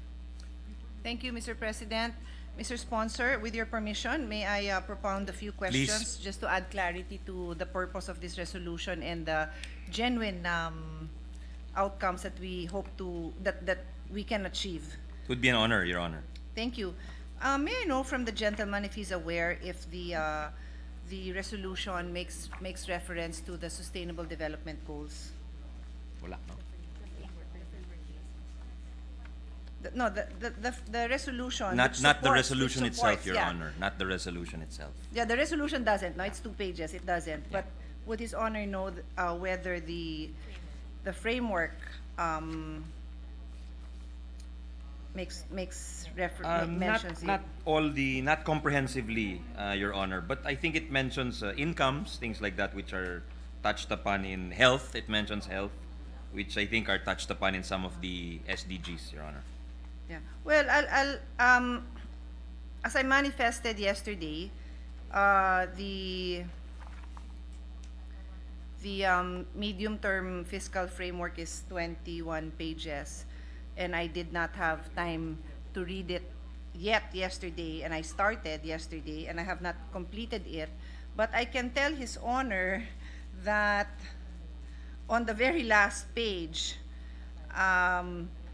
the second to the last paragraph, it says, I'll read that whole paragraph. The upcoming 2023 to 2025 budget and appropriations will continue to prioritize health, education, disaster risk management, food and social security, digital economy, local government support, private sector participation, and growth-inducing expenditures such as crucial and shovel-ready infrastructure projects. All this will bring the economy closer to achieving the country's Sustainable Development Goals, or SDGs, such as those in the United Nations SDGs. So His Honor will already know that I am pleased to know that, as His Honor has said, no, that it may not have been defined, like SDG 1, SDG 2, but there is a clear mention of this, and then I would say highlighting those specific aspects, health, which is SDG 3, education, food, etc., etc. So I am happy to know that. I'll go to the crux of my concern. Since there is already a recognition that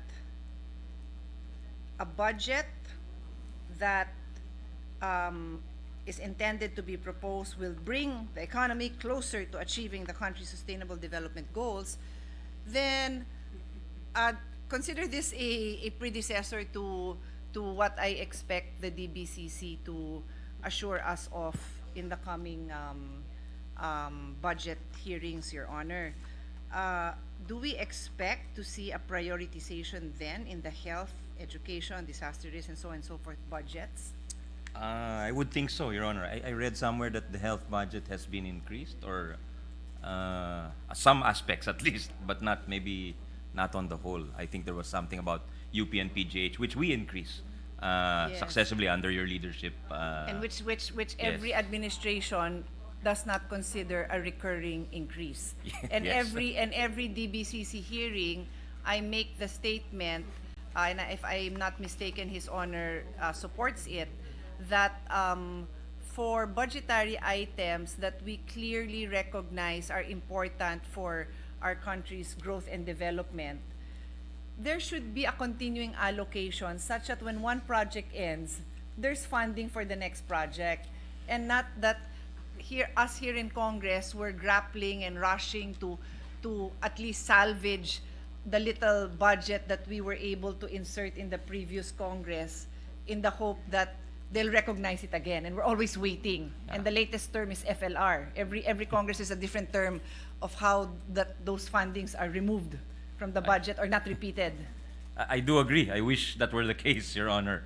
But unfortunately, it's more of the case that the DBM has this one fund concept where everything reverts to one fund, meaning it operates like a vacuum cleaner rather than a recurring obligation or appropriation. So if that project is completed, that fund will be vacuumed out of the budget and put in another I understand. agency's budget. And Your I Honor. understand, Your Honor.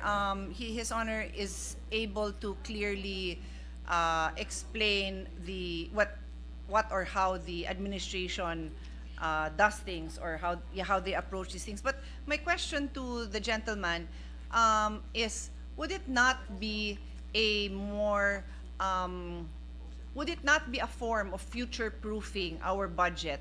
And when I say future-proofing, I won't even argue anymore with the priority set here in this second to the last paragraph of page 21 of the medium-term fiscal framework. I already read the enumeration: health, education, so on and so forth. I won't even argue with those items mentioned. But wouldn't it be a form of future-proofing these budgets when if DBM can present to us a budget that a percentage of the budget maybe that they're willing to work with, so that they're always funding these particular items, Your Honor? What is His Honor's view on that? Does he think this, number one, does he agree with it? Number two, does he think it's even feasible? Because we always put on record percentages, like WHO says we're supposed to spend X percent of our budget or our GDP on this. I think we should, Your Honor. I agree with you. And perhaps we should do what we do with respect to infrastructure, Your Honor. Because in infrastructure, we set a goal, I think 2 administrations ago, that we should reach 5% of GDP with respect to infrastructure spending. Yes. And we reached it. Your And Honor. That was the blueprint, right? That was. If I may put it that So way.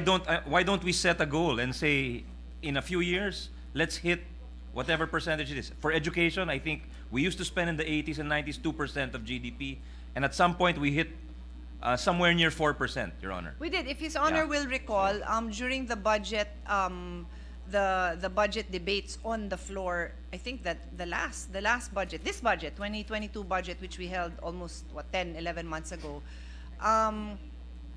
we precisely had this similar discussion on the floor, Your Honor, that what is it that we want to spend? How do we want to spend it? Because my difficulty, Your Honor, in defending the budget is I'm also surprised, and that shouldn't be the case, Your Honor. I've defended the budget of, let's say, education for 3 years and health for 2 years, and I'm still surprised with the cuts.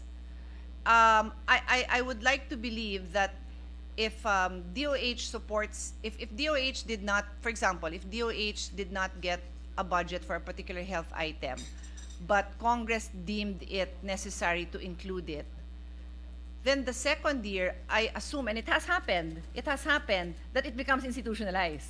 But it has also happened that it's not. So, I guess what maybe consider this a proposal, Your Honor, that we can ask DBM and the whole economic team, to have more meetings with us so that we know the direction. Because when this representation defends the budget, I will defend it to my last dying breath. I really will, and His Honor knows that. Yes, Your Honor. And I will also take the cudgels for any increases that we are not able to make, that other colleagues are supporting, and I will try to explain why or why not. But when we're in the dark as to if I cannot bridge the gap in my head between what the general statements are and the details, and as they say, the devil is in the details, then it makes it very difficult for us, Your Honor, to do our job. I agree, Your Honor. I agree. So, I'm more familiar with Ambition 2040 because it's been around and it's a shorter document than the medium-term framework. It's fairly general. The visions are, let me put it on record.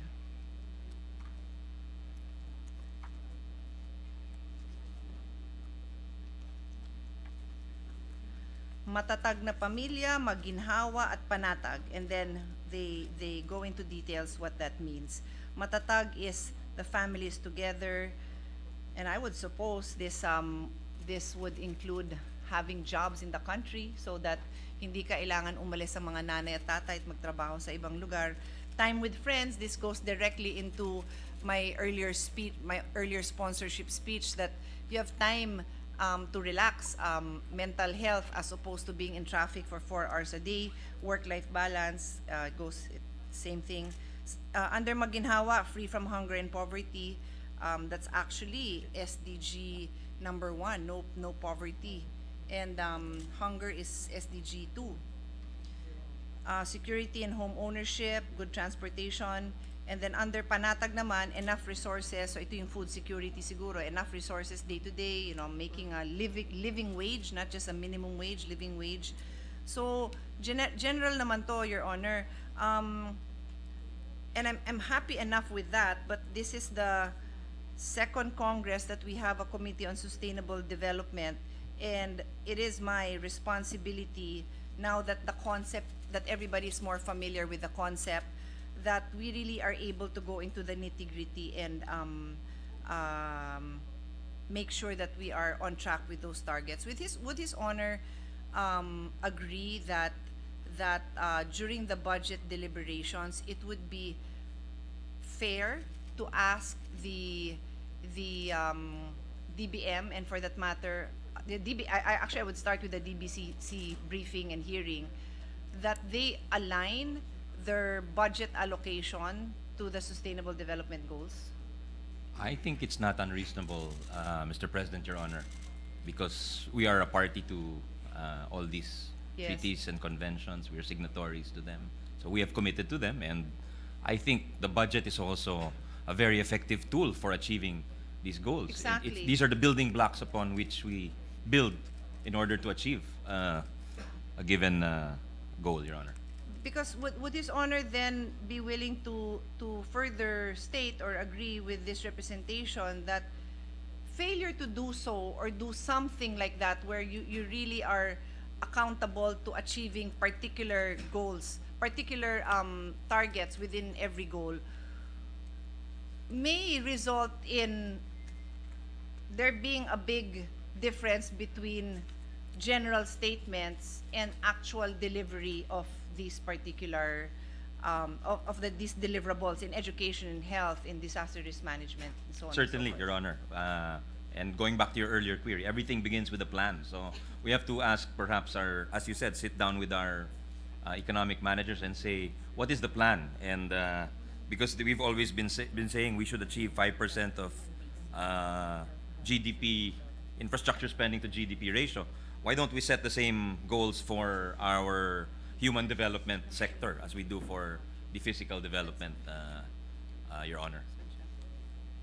Thank you for that, Your Honor. We appreciate that because this is a new administration. There are new, this representation is cognizant that they have stated that they would be continuing many of the policies. In fact, if I look at the revenue generation policies that were stated, not just in the SONA, but later on statements coming from the Secretary of Finance, it's basically almost identical to the wish list that was handed to me Yes. as chairman of the Committee on Ways and Means. So we're very familiar with it, and if that's the direction, then it's nothing new to us. But what we would also like to add to the discussion is the fact that there are new persons involved. I don't really know how many of the department heads there have changed. We want to ensure that the Senate's appreciation for sustainable development programs and futures thinking is also recognized. In the previous Congress, we have actually been successful in providing very small budget but very meaningful budgets for the establishments of futures thinking offices in DepEd. NEDA now has a sustainable development. Is it an office? Is it an office?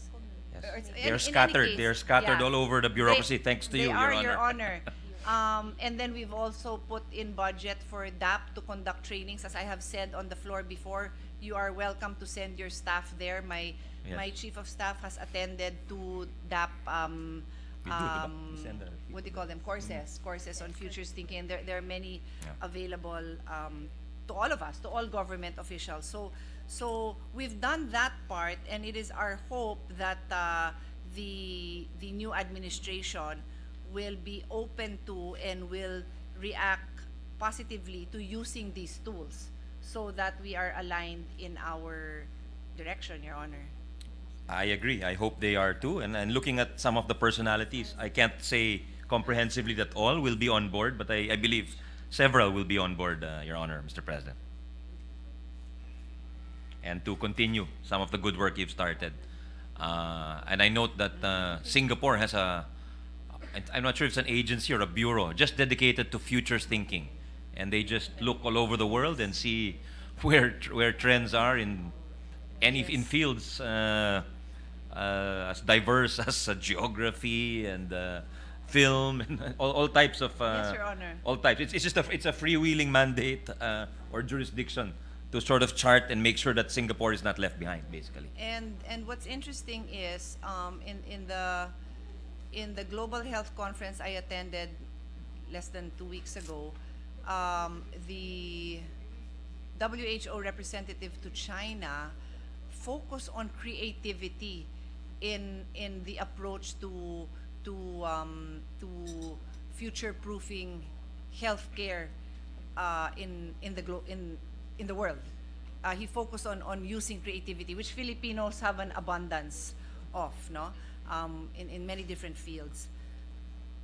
I guess the last thing, which is still consistent with the work in this representations committee, is the concept of intergenerational fairness.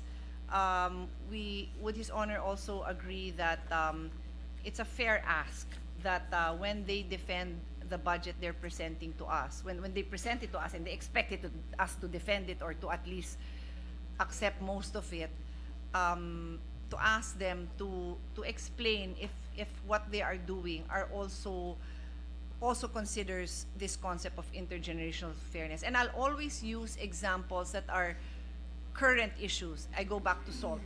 When we decided that one of the reasons I was in the hearing of the Committee on Science and Technology, which my brother Alan was presiding over, and one of the topics was SALT.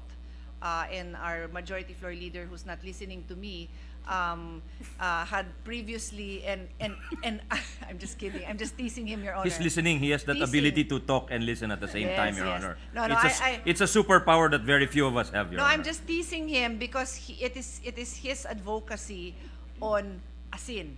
And we were saying, Yes, he's been very vocal. He's a salty guy, Your Honor. Asin nga lang, hindi pa natin maayos, di ba? So the remarks I gave in that committee were memories of my childhood. I lived in BF Home, so ang dinadaanan is Sukat, Parañaque, and salt beds all over. And slowly I really saw it with my own eyes, the same way that those of you who've traversed BGC, the fort, before it became BGC, knows that talahib karamihan yon, no? And now it's all buildings. At that time, salt beds yon. And I asked the resource persons we had if my understanding is correct that one of the big reasons, aside from urbanization, but another major reason why we slowly lost our edge in salt production is because we passed a law that required that we had iodized salt, and that and because we also did not move forward with processing, we were just into raw products, then we didn't jump on that because we could have processed our own and make our salt iodized. So instead, those salt beds just slowly disappeared, and no one had the foresight. I'm sure there would have been. I'm sure there would have been academe professors, maybe a few people in whatever, in maybe DA. I don't know, but sadly, there was no collective decision to think forward that salt, like many other agricultural products, are needed. We need food security with these items, and we let go of it. So anyway, Mr. President, may I just make a comment? As Because in, you can. I was called a salty guy. I withdraw the comment, Your Honor. Who wouldn't be feeling salty about this situation when our country is importing Exactly, 93% of our salt requirements? We have about more than 36,000 kilometers of coastline, Mr. President, and yet we are importing 93%. I support the of Majority Leader our- 100% in his advocacy because I just want to put Your that on Honor. record because it's really unacceptable. I was just talking to some friends of ours from Pangasinan. Pangasinan, by the way, is a vote-rich province. Pangasinan.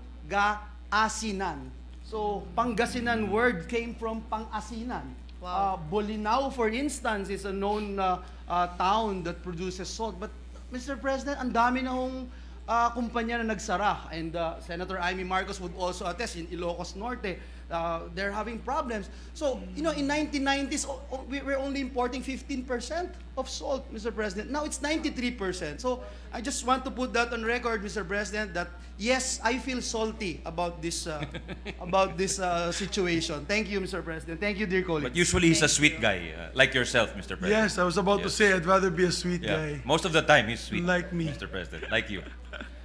But gentlemen, the best combination is salty and sweet. That's true. That's a dangerous combination. Salted Your Honor. caramel.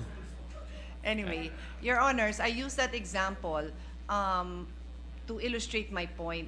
Would the gentleman agree that we can ask them to make targets? So what can we achieve in this medium-term plan? Yeah. Can we reduce that 93% importation to 25%, 5%, or I don't know. I think what you're alluding to is a shared advocacy of ours, Your Honor. In fact, if you remember when you were sponsoring the CREATE law, we worked together to craft language to incentivize people who would add value to our processes. You mentioned about the processing of salt. We were not strategic in our thinking when we could have capitalized on a market opportunity. So we were remiss in that sense. But hopefully, the market will work its magic when we have incentives in play that will encourage. But sometimes the market does not work its magic. So that's when the government has to be more proactive and kind of chart a direction. That's why when I look at Singapore, theirs is not a purely market-based development. Now that I look at Indonesia and Vietnam, theirs is not a purely market-based development. And the very top echelons of leadership are taking a very active hand in attracting investments in particular industries. Exactly, Your Honor. Honor. Like Indonesia with its mining industry. Exactly, Your They Honor. prohibited the export of raw minerals, and Exactly. then that forced the industry to recalibrate and to refocus their energies towards processing, Your Honor. Something like that, I think, is what the distinguished lady is alluding to. Not necessarily that industry, but the thought process behind Exactly. it. To Exactly. to have more inputs, to have more of the process, the economic value chain in the country, so as to achieve more profits and higher incomes for our countrymen. I think we share that advocacy. I have my Tatak Pinoy advocacy, and it's very much something along those lines, along with what Majority Leader is fighting for the salt industry. It's jobs, it's higher incomes, it's also rural development, reverse migration, among others. So we agree on this in principle, but on this note, do I understand, do I take it as a yes that His Honor would support my call and we can help define what are those industries that we expect clear targets? Because I think that's the only way, because we defend the budget and say, oh, so will you improve? Yes, we will improve. Will you put in more funds? Yes, we will put in more funds. I mean, in principle, we all agree, no one disagrees, but without any clear targets that we can hold them accountable to after 1 year, what happened after 2 years. Certainly on the government side, Your Honor. Like for what what we can hold them accountable for what the government will do to spend, or what they will spend to incentivize people to, in terms of what economists call public goods, meaning infrastructure, Yes. goods that can be made to achieve higher values. Yes. Definitely we can hold them accountable for that. But the difficulty is that this advocacy of ours requires the private sector to sign on. It does, it Diba? does. For us to, it's not the government who will create these jobs. So our big industries, our medium-sized industries should also sign on to the plan. And there must be credibility on the part of the government. So the private sector will kind of say, okay, I like this plan. I'm willing to spend and put up a factory here if you tell me that you're going to attract the guys who make the spare parts or the guys who make the inputs. Then if there's a plan, I like it, I'll invest. But so it's difficult to hold the government accountable for something that the private sector is supposed to do. But definitely the government should do what it's supposed to do, which is incentivize the private sector, Your Honor. So I agree with you there. But I guess what His Honor is saying, and what I'm willing to accept, is that they can only do so much. Government can only do so much. So what we can hold them accountable for, in addition to public goods, is to see how effective those programs are. And for them to really tell us what do they hope to achieve with this program, so that again it's still measurable. 100%, Your If Honor. they say that with 100%, this yes. program I'm supposed to sign up 100 medium-sized companies, then we see that, oh, did you sign up those 100? You weren't able to sell it. Why not? Were you not able to communicate it well? The market is just so bad that they won't. So that we can also For sure. do I our agree with part. you 100% on that Okay. one, Your Honor. Anyway, the last example I will end here without even going into any further details is water.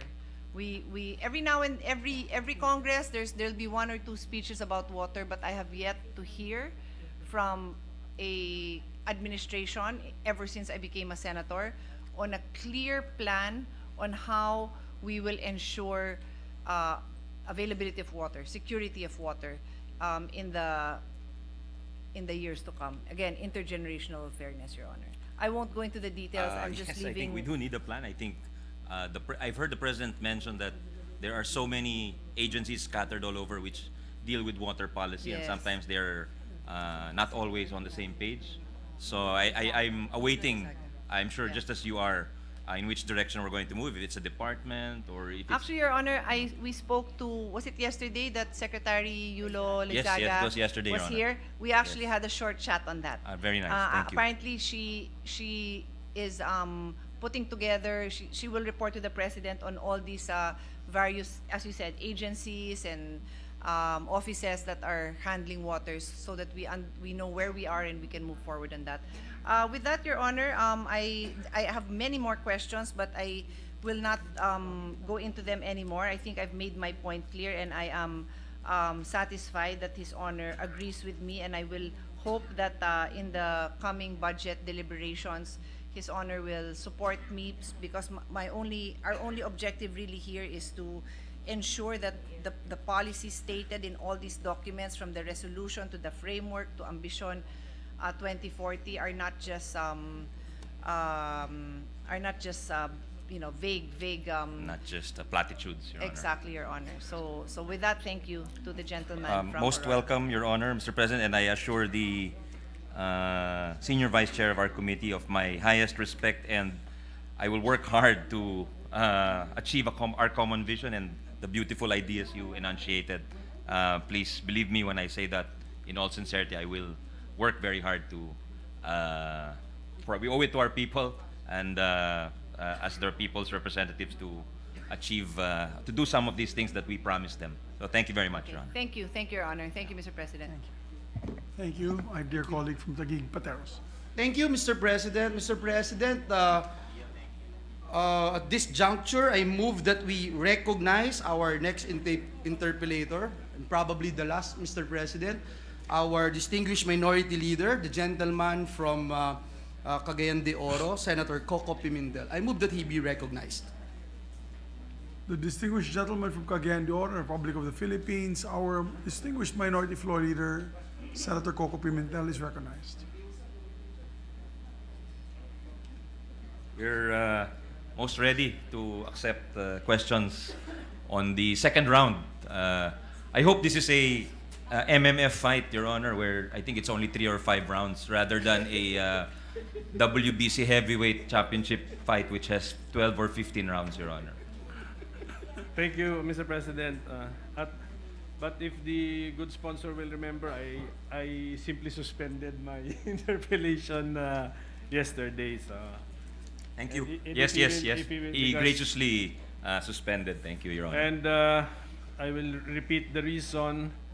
It was the late submission of the important Annex A.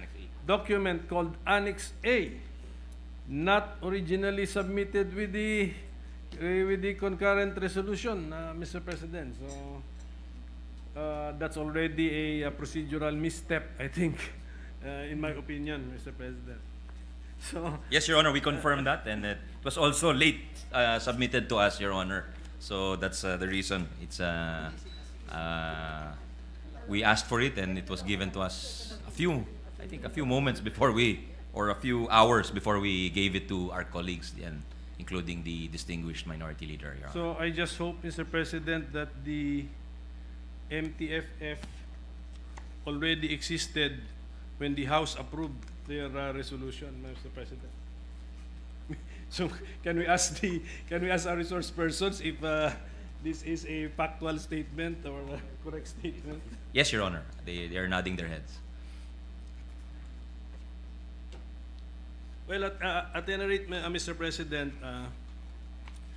ulitin ko po yung ang aking posisyon kasi rito, hindi ko talaga makita ang purpose na bakit kailangan natin i-tackle itong concurrent resolution na ito at medyo minamadali pa natin. So, kasi ang nakikita ko rito, if the analogy is it is just a mission vision statement and it's non-binding, etc., hindi ko talaga po makita ang importansya kasi this is more than just 2 pages. It refers to an ambition natin 2040 as well as the 21-page MTFF. Diba? So, that's why yung mga sasang-ayon po rito sa concurrent resolution na ito, dapat at least naka-buy-in sila. Yun po yata yung phrase na ginamit nating sponsor, buy-in. Ibig sabihin nun, subscriber or naniniwala or nagpi-pledge na susuporta dun po sa mga dalawang dokumento na yun na sinabi ko po. So, yun po yung aking basic problem with this measure, or why I do not seem to appreciate its importance at this moment, Mr. President. May we get the reaction from our sponsor? Well, there's a saying that where we sit determines where we stand, Your Honor. You sit in the right of the aisle, so I would expect you to make that statement, Your Honor, and it's your job to fiscalize and to scrutinize the work of the incumbent administration. But beyond that, I think you have done that with all the documents and speeches given here. You have been doing that very well. But again, as you mentioned, it's akin to a vision mission statement. And if you look at any organization before they embark on their specific undertakings, that mission vision statement comes first. It is there. It is there to guide the actions of whether it's a corporation or a cooperative or any aggregation. There is that mission vision statement which binds them, and is a call to action, is a daily not prayer, but a daily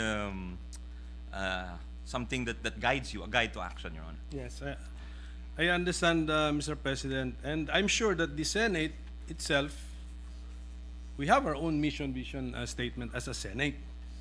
But then this concurrent resolution is like a joint mission vision statement of the executive branch joined in by the two houses of the legislative branch. So kung ganun, parang it's like a rara document of a political a groupment, Mr. President, na sana pwede siguro ang Presidente nagpatawag ng convention ng kanyang mga supporters in both the House and the Senate, and at the end of that convention, they could have passed a resolution supporting now the medium-term fiscal framework of the Marcos administration, rather than let it pass through formally through constitutionally established institutions, which are political, not expected to be a political institution, Mr. President. I think it's actually an acknowledgement of the difficulty of pushing reforms in our democracy, which is a multi-party democracy, which is a government system marked by very strong checks and balances in the three branches of government. And sometimes when you compare ourselves, I know the gentleman is an advocate of constitutional change and parliamentary government, if I'm not mistaken.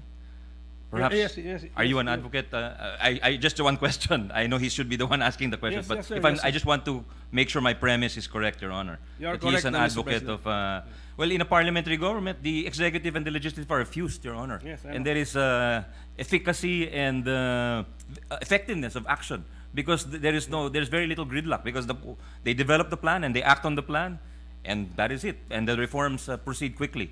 And if you look at our neighbors, Malaysia, Singapore, a lot of them are parliamentary governments. That's why I think what the economic managers have in mind here is that mabagal tayo kumilos kung tutusin eh. Pero kung may plano tayo at nagkakaisa tayo dyan sa plano, baka mas mapabilis yung kilos natin, Your Honor. Yes, sir. Yes, Mr. President, we are not yet there. We are in a presidential bicameral system. And then this document, this measure has been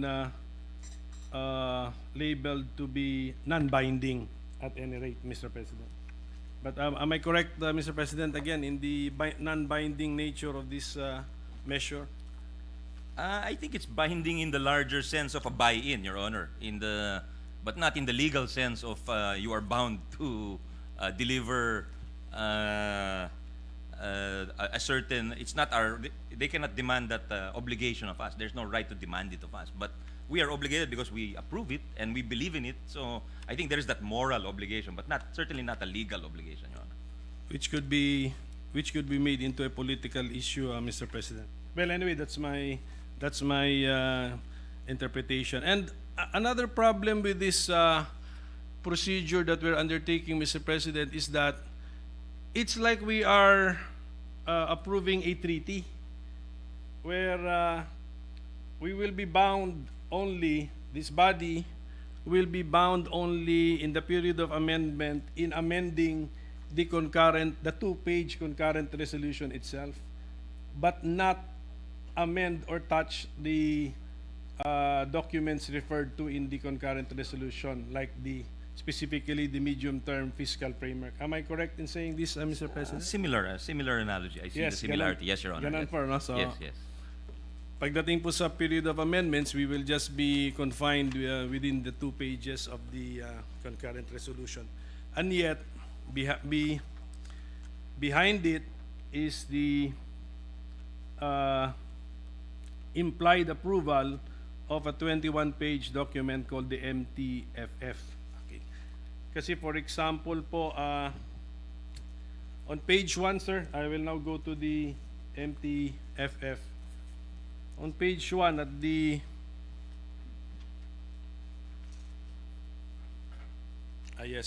before I go to the MTFF, Mr. President, on procedural matter or form, I have also serious doubt if this is properly to be called a concurrent resolution. It is currently numbered as na concurrent resolution number 3. But if you take a look at what is concurrent resolution number 1, what is concurrent resolution number 2, ito po yata yung notice natin sa Office of the President that we are ready to hear his State of the Nation address. Ano ba yung pangalawa? baka yung calendar ho. And then may pangalawa pa, yung calendar. Kung makikita po natin, it's really an expression of sentiment or a message from both houses, but not really a document where the following words like resolve further to support the macroeconomic objectives, etc., resolve furthermore to prioritize legislative measures. I don't think a resolution with the following, hindi lang ito expression of sentiment, but expression of support, can be proper in a concurrent resolution number 3, concurrent resolution. So maybe this is for the Secretariat to study, Mr. President, and give this representation their opinion on this particular procedural or formal matter that this representation is raising, Mr. President. So, at any rate, Mr. President, can we now go to page 1 of the 21-page MTFF? Nakasulat kasi po rito sa last paragraph, once adopted, the MTFF will become an anchor for the annual spending and financing plan of the NG, ang meaning yata ng NG, national government po ito, and Congress, when preparing the annual budget and undertaking related appropriation activities. Parang po sa kaalaman ng ating mga kasamahan na baka sasang-ayon sa concurrent resolution number 3, ano pong ibig sabihin nito ng the MTFF, the 21 pages, will become an anchor? How binding is that anchor? Because pag ang anchor kasi ang analogy natin, yung sea vessel bound sa anchor, hindi siya makalayo sa anchor eh. Mr. President. I'm just looking for where that is located, Your page Honor. 1. I see it now. Po, I see it now. paragraph. It's at the bottom of page 1 regarding the fiscal policy statement. Yes, again, it's a framework, so it is the anchor, meaning everything will kind of just like a boat goes around the anchor. It moves, but only within certain parameters. I suppose those are the parameters that they want to move around. They don't want to do anything which will imperil the 5 large goals set forth, the measurable macroeconomic and fiscal objectives which we discussed at length yesterday regarding GDP, poverty rate, deficit and debt to GDP ratios, and GNI Yes, sir. per capita, Your Honor. So I guess anything that would imperil those 5 goals would not fall within the ambit of the what is that? The circumference of Yes, of the distance from the anchor from the vessel, Your Honor. Just to Yes. a little bit awkward usage of metaphors there, Yeah, but it's- pardon but trying to use your metaphors, Your Honor. Yes, it becomes a more binding metaphor, Mr. President, from the non-binding answer that we got yesterday. Now it's more binding. As far as that's my opinion, Mr. Your President. cross-examination is becoming more effective, Your Honor. On page 3, Mr. President, 1, 2, 3. On the 4th paragraph about the peso-dollar exchange rate, so the entire MTFF, the 21 pages, was based on many assumptions, and one of the assumption is that the peso would average between 51 to 53 pesos per US dollar in 2022. Hindi po ba now we have data on the peso to dollar exchange rate. Hindi po ba nasira na tong assumption na ito? Has this assumption been destroyed by actual events? Yeah. Deputy Governor Dakila of the BSP is here, so I will try to... It's only an assumption, not a target. Pero ang tanong ni Senator Pimentel is, nasira na ba yung assumption na ito? dahil medyo malayo na tayo. I think the peso hit 57, or the dollar rather, the dollar. Year to date. So hindi pa pala nasisira, Your Honor, kasi year to date it is 53.41. So medyo nasa upper end of the upper limit of the assumption, Your Honor. But again, it's according to them, it's not a target, it's just an assumption. So Correct. maaring mangyari yung sinasabi po ninyo. Okay. So para sa akin, 53.41 is already It's already beyond the assumption of 51 to 53. Okay. But You are the better mathematician, Your Honor. Pero ang tanong ko po, sir, is Mr. President, is kung what conclusions, ideas, concepts or proposals in the MTFF would be affected by the destruction of the assumption about the peso to dollar exchange rate. Ano po maapektuhan po rito sa ating MTFF? Inflation, I suppose, no? Inflation. As well. Perhaps inflation, Your Honor. But I think that's not the only remedy proposed by the administration when it comes to inflation, or it's not solely anchored on the exchange rate, Your Honor, since they're also trying to improve things from the production side.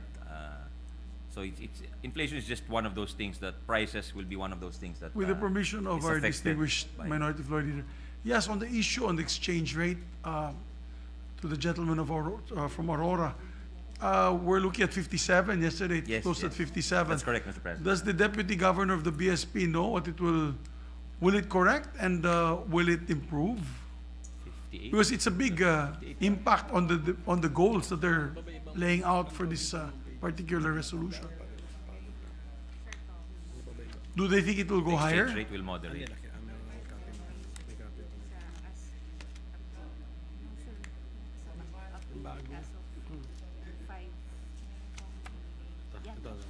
Babalik pa kaya sa 52 pesos yan o hindi na babalik sa 52 Bababa siya. pesos? It will, I think the expectation it will go up in the short term, but next year it will go down, Your Honor, because there will be less pressure from the price of oil, Your Honor. Kasi bababa yung presyo ng langis, so that's less pressure on the exchange rate, Your Honor. All right, thank you. Yeah, pag nag-improve, no?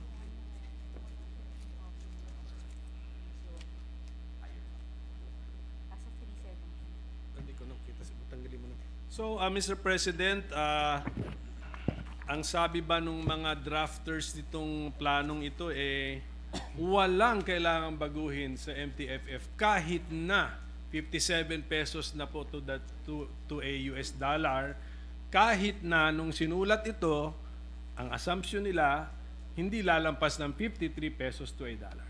So wala tayong kailangang baguhin. Yan lang po, for the record lang po, sa 21 pages po na dokumentong ito. Sa ngayon, hindi, no?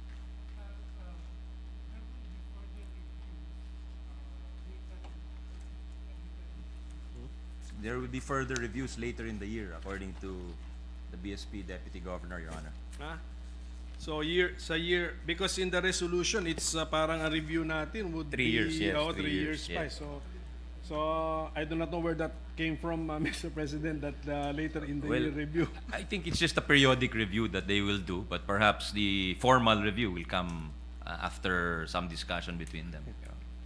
So legislators who are expected to decide on this concurrent resolution number 3 need not be informed of any possible effect on the plan by the increase by the deterioration of the peso to the dollar.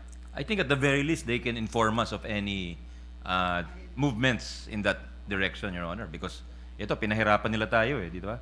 Nagdidebate tayo dito, pinapahirapan nila tayo. Kaya at least sabihan naman nila tayo, binabago nila to, di ba? Hindi.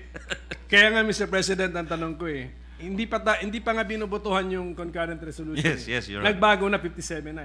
Wala Opo. ba silang sasabihin na dapat nating malaman? I think they owe it to us, Your Honor, As that they will is pa tell ba? us. I mean, wala bang magbabago rito sa 21 pages sa laman dito, sa dami ng ideas dito and proposals and concepts? Walang tatamaan ng deterioration of the peso to the dollar? Yan lang po yung tanong ko. Para in fairness to all those Yes. of We our... mentioned inflation earlier. I'll ask the Deputy Governor if there's anything else that...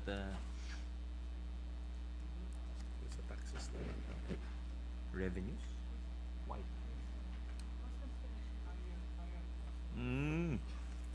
Okay. So apparently for every 1 peso depreciation, revenues increased by 10 billion pesos. So that is a favorable, actually. We did not realize that that was the case, Mr. President, but so that's favorable to us. And of course, our exports become cheaper, Your Honor, with the depreciation. Well, revenues, kinuha rin sa taong bayan po yun. Mahirap makinig sa Yun, baka yung revenues po na yun, kinuha rin sa taong bayan, so napiga. Mas napiga pa siguro. This is from customs, Your Honor. So, it's from businesses, not necessarily the poorer classes, Your Honor. Yes, but maybe it's a deferred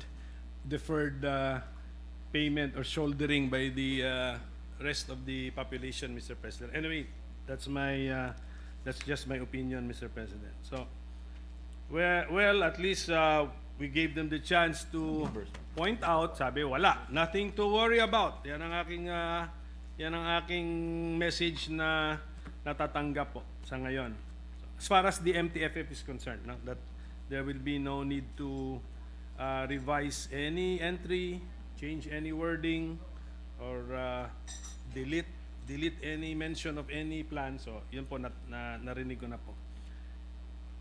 Ito pong sa page 5 na po tayo. Anyway, bibilisan ko na lang din po ito dahil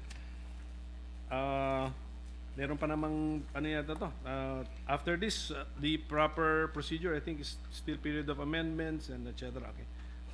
Dito po sa page 5, Mr. President, number 2 on reduced transport and logistics cost, meron pong bullet point dito, implement a program to bring down the cost of transporting food produced from the farm to the market. Napakagandang mga salita. Ganda. I mean, who can disagree with that? But what is any idea on what that program or those programs are, Mr. President? Ito yata yung cable car na ina-advocate ng ating kasamahan para dalhin yung mga... I'm just kidding, Your Honor. I think maybe we can ask the DA what they plan to do, or the DPWH to do with to bring down this cost. But certainly, I think we mentioned this yesterday, Your Honor, is that infrastructure has a way of making us more productive in that sense, because it shortens and it makes the journey of goods and people cheaper, and in that sense, we become more productive. Yes, okay. So, sorry if I did not hear that yesterday, Mr. President. So, will this now be used as the justification for the 13.1 billion pesos under the Farm to Market Road budget in the DA? According to my staff found in volume 1, page 97 of the NEP, Mr. President. Perhaps that is the motivating factor there. And I know I hear the President mentioning a lot that we need to have infrastructure that will benefit the farmers, Your Honor. Pero, di ba, ang farm to market road po, Mr. President, parang dekada na natin to na-encounter tong terminology na ito. So, this is not a new or novel idea of this administration. It's not novel too. I think bago pa lang tayo sa politika, nandiyan na po yan, Your Honor. No? So, siguro dapat tanungin natin sa mga eksperto dito, hanggang kailan natin gagawin ito? Kailan ba makukumpleto yan, di ba? Are we 80% there, 90% there? Because I know, with respect to national roads, I think we're in the 90th percentile already, meaning ang ginagawa na ng DPWH is no longer karamihan, hindi na national roads. Secondary or barangay roads na, provincial roads na po yung iba. So, and the FMR na, Mr. President, ang terminology. So I think ito na yung sa liblib na eh. Well, pero matagal na natin to na-encounter po. So opo. Siguro itong kung ganun, this bullet point belongs to the hindi na sa medium term eh, long term, Mr. President, or long term, Mr. President. Yes, Your Honor. Pwedeng ganun. Sige, Mr. President, meron po bang, anyway, ang napansin naman natin dito, ang MTFF kasi, it is 21 pages, halo ng, some are quite specific, but some are general ideas na mentioned by topic, and some are bullet points like this one, na implement a program, na wala talagang ka-clue kung ano yon, na lumang tugtugin din palang gagamitin.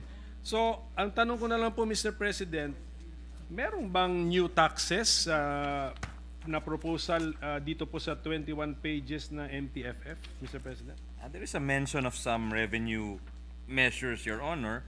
I think mentioned here is the tax on internet transactions, which sa akin, it's a new old tax because under our VAT regime, all goods and services talaga are subject to a value-added tax, all exchange of goods and services. So I'm wondering why I've not read any specific measure on this, but in theory, if you adopt that's the philosophy of our tax code.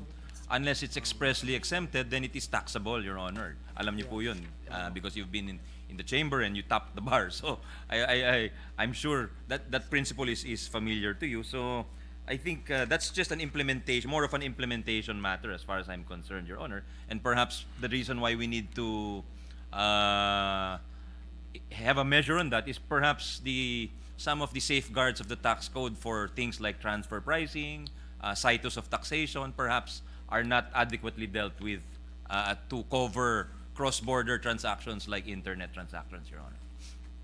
So it would be more of just honest-to-goodness implementation of an existing tax provision, Mr. President? Yeah, cleaning up perhaps, Your Honor. Making sure, covering, dotting the I's and crossing the T's in so to speak, Mr. President, because klaro naman yung filosofiya po ng ating tax code, which is to tax all exchanges of goods and services, Your Honor. Ano pa? Ano pang mga measure? Page 13, yeah. Yung nasa pa. There is also Yes, a rationalization of the mining fiscal regime, Your Honor. And then I think from the previous administration, I'm not sure if it's package 5 and 4, but the PIFITA, the passive income, that's more. I'm not sure if that is revenue producing because some, like if they lower some rates, that will be revenue neutral, Your Honor. Tapos ando din po yung real property valuation law, which is I think to give more power to the local governments to raise their local taxation, particularly real property taxation, Your Honor. Those are some of the taxes mentioned, Your Honor. Yes, at least klaro, it's out there in the open na yun po yung mga na merong stronger enforcement of existing tax provisions, but meron din pong new tax proposals under the MTFF. Ito ring excise tax on single-use plastic bags na babanggitin po dito. Sige po. Thank you for that, sir. And then ito lang po sa page 7 din po dun sa that's actually page 7, that's under number 7, the last bullet point is the implementation of the full devolution initiatives of the national government previously issued under EO number 138 dated June 1, 2021 in view of the Mandanas-Garcia ruling effectively increasing the resources of the LGUs with their higher national tax allotment shares. So siguro sir, itong siguro kung hindi man ngayon, siguro sa budget hearings, kailangan siguro sabihan tayo sa status po nitong EO 138 na nagbabanggit ng devolution transition plans or plans. So yes, kung ano na bang status nito. So maybe we will ask this question of the DBM Secretary, Mr. President. Opo, Your Honor, we'll give them a heads up so they can be prepared on Monday, Your Honor, with any documents that are relevant to that inquiry, Your Honor. Ano pang gusto natin?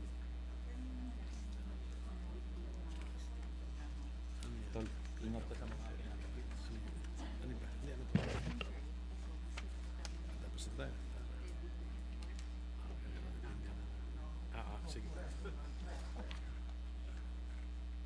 Well, ito pa, siguro po,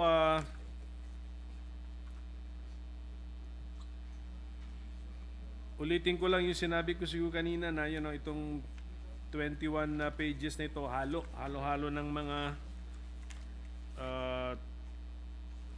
some are detailed enough, some are motherhood ideas, and some are just plain ambiguous statements, Mr. President.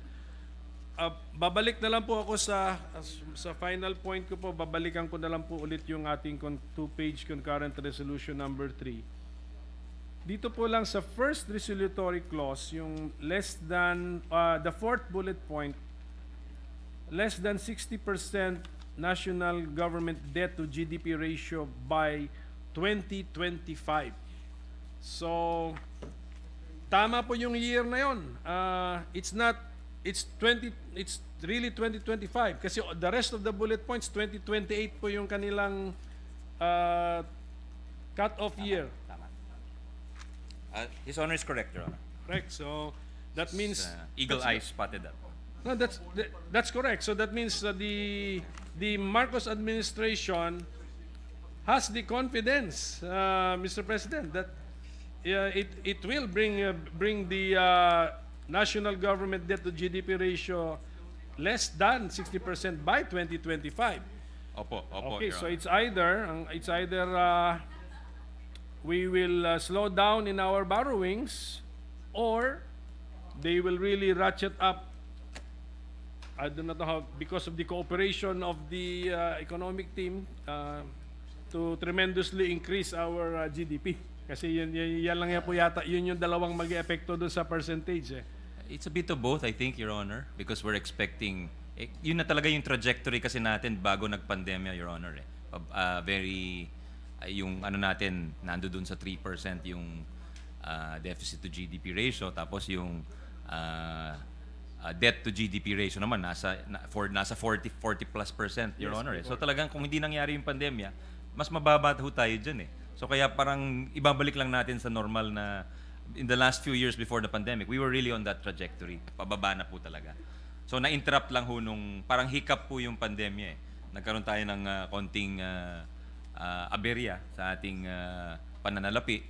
So I think that's why they have that confidence to put these targets, and it's in a sense you have to give it to them, Your Honor, that they are holding themselves to these standards, Your Honor. Yeah, to some measurable standards, Mr. President. But I'm just disappointed dun sa less than 60, but hindi tayo sayang. I mean, hindi po nag-specify ng kasi less than 60 would be yan yung 60% debt to GDP ratio is parang alarm bells.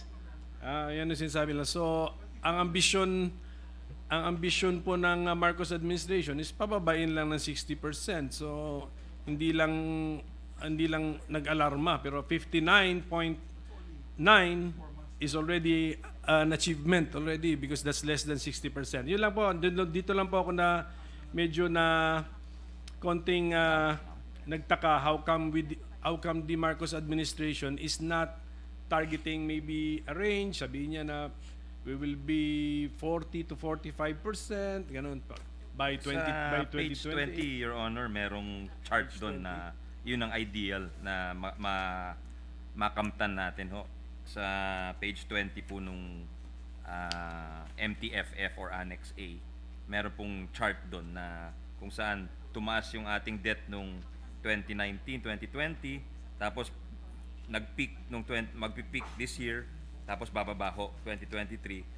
At by 2025 ho, magiging 58.5 or 58.3%, and then down to 51.1% ho in 2028, Your Honor. So yun yung figures na inaasam po nila. Yes, mga projection. Pero Apo. at any rate po, ako lang po ay nag-aalala or ako'y parang hindi masyadong kumbinsido sa mga trajectory na yan, knowing na sa ngayon, halos ini-import na natin lahat. Ini-import natin, pati pagkain natin.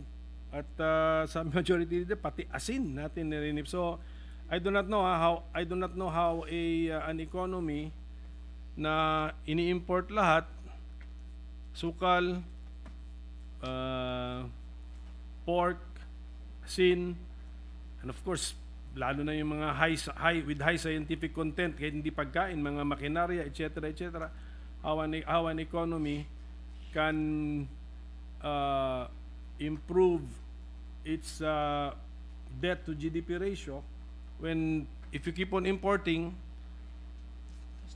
if you imagine the equation, palabas pera nun. Palabas po ang pera. So baka tumaas po ang ating utang. So anyway, that's just an opinion. But if the sponsor would care to react, I think what the gentleman is adverting to regarding our production abilities and tendency to import, that would advert to our balance of trade, Your Honor, and our current account deficit, rather than what we are discussing now is the national government deficit, meaning what the government borrows from domestic lenders, from foreign lenders. So I agree with you that I think we should start producing our own, because negative na po yung ating balance of trade, Your Honor. I think we're hitting $60 or $70 billion a year, no? So yung current account natin, despite all the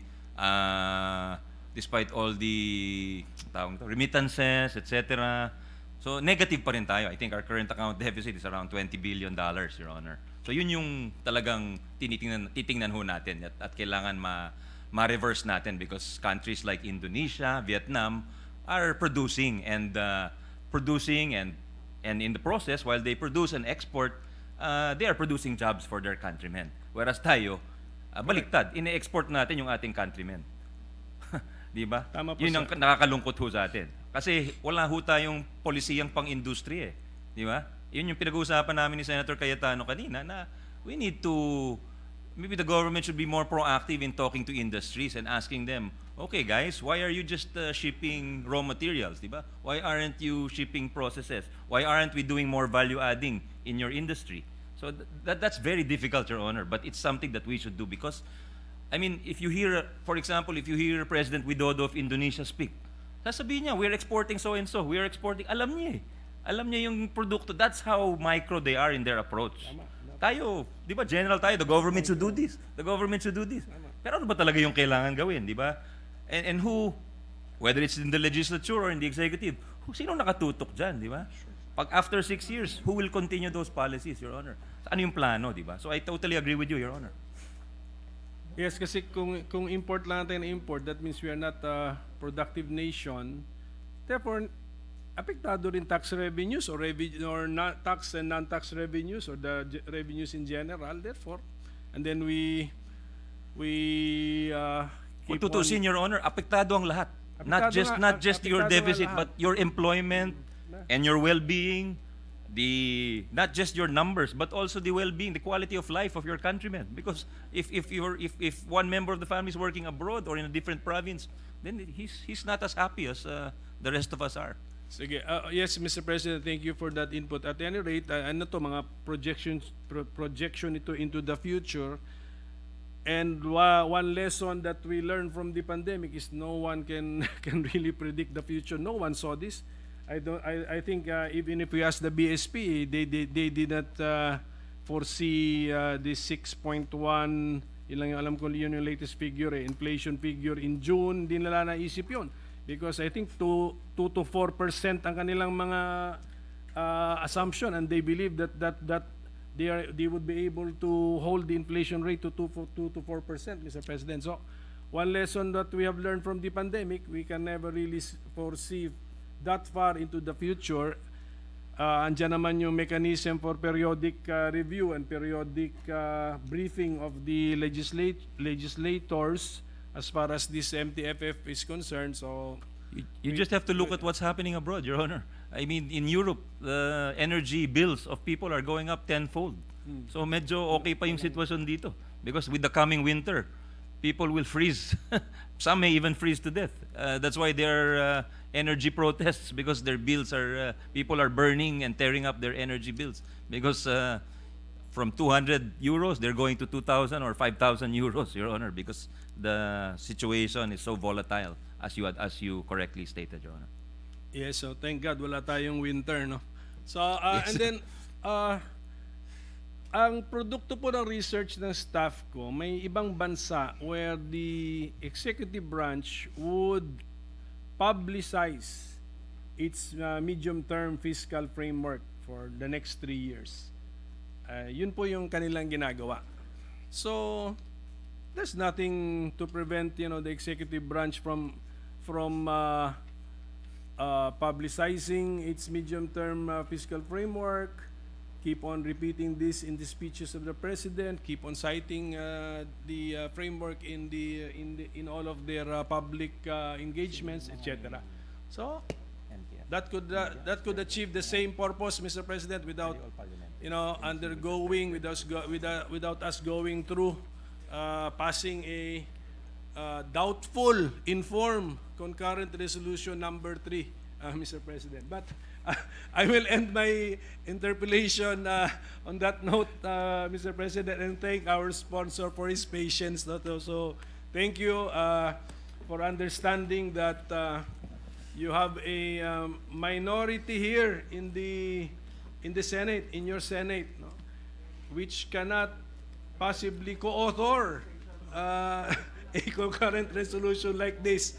And please just understand us when we cast our vote on this particular measure, Mr. President. So Yes, thank you very much. Yes, thank you. Thank you to the distinguished minority leader. And we fully understand because that is the role of the minority. And sometimes we wish the minority leader and the deputy minority leader were less effective and less brilliant, Mr. President. Thank you, Mr. President. Thank you to our minority leader. Thank you to our distinguished sponsor. Mr. President, before we close the period of interpellations and debates, may I move that we recognize our distinguished colleague from Bicol and the Republic of the Philippines, Senator Robin Hood Padilla, for his manifestation. Yes, the distinguished gentleman from Bicol and the Republic of the Philippines, my kapatid, Robin Hood Padilla, is recognized. Maraming salamat po, Ginoong Pangulo, at maraming salamat po sa ating pinunong mayorya. Gusto ko lamang pong magparating ng aking kagalakan sapagkat sa pag-uusap po ng ating Ginoo mula sa Aurora at ating pong Ginoo mula sa Cagayan de Oro, sa ating pong mga ginagalang ng mga senador, nabanggit po kanina ang parliamentary form. Ito po ay nakapagbigay sa akin ng hudyat at nagbuhay ng komite ng Constitutional Amendment and Revision sapagkat napakaganda po na dito pala sa usapin nito ay pinaiiral natin ang pag-iisa ng legislative at executive. At napakaganda po talaga sapagkat ito po ay pangarap po natin ito. Mahal na senador mula sa Aurora. At ito po ay sinundan din ng bago matapos ang inyong pag-uusap ay sinabi din ninyo na iyon ang papel ng minority. Ganun din po talaga sa parliamentary, talagang magkaharap po yung tinatawag natin, tama po kayo, yung shadow government.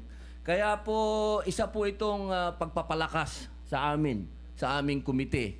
At nagpapasalamat po ako sa usapin na yon.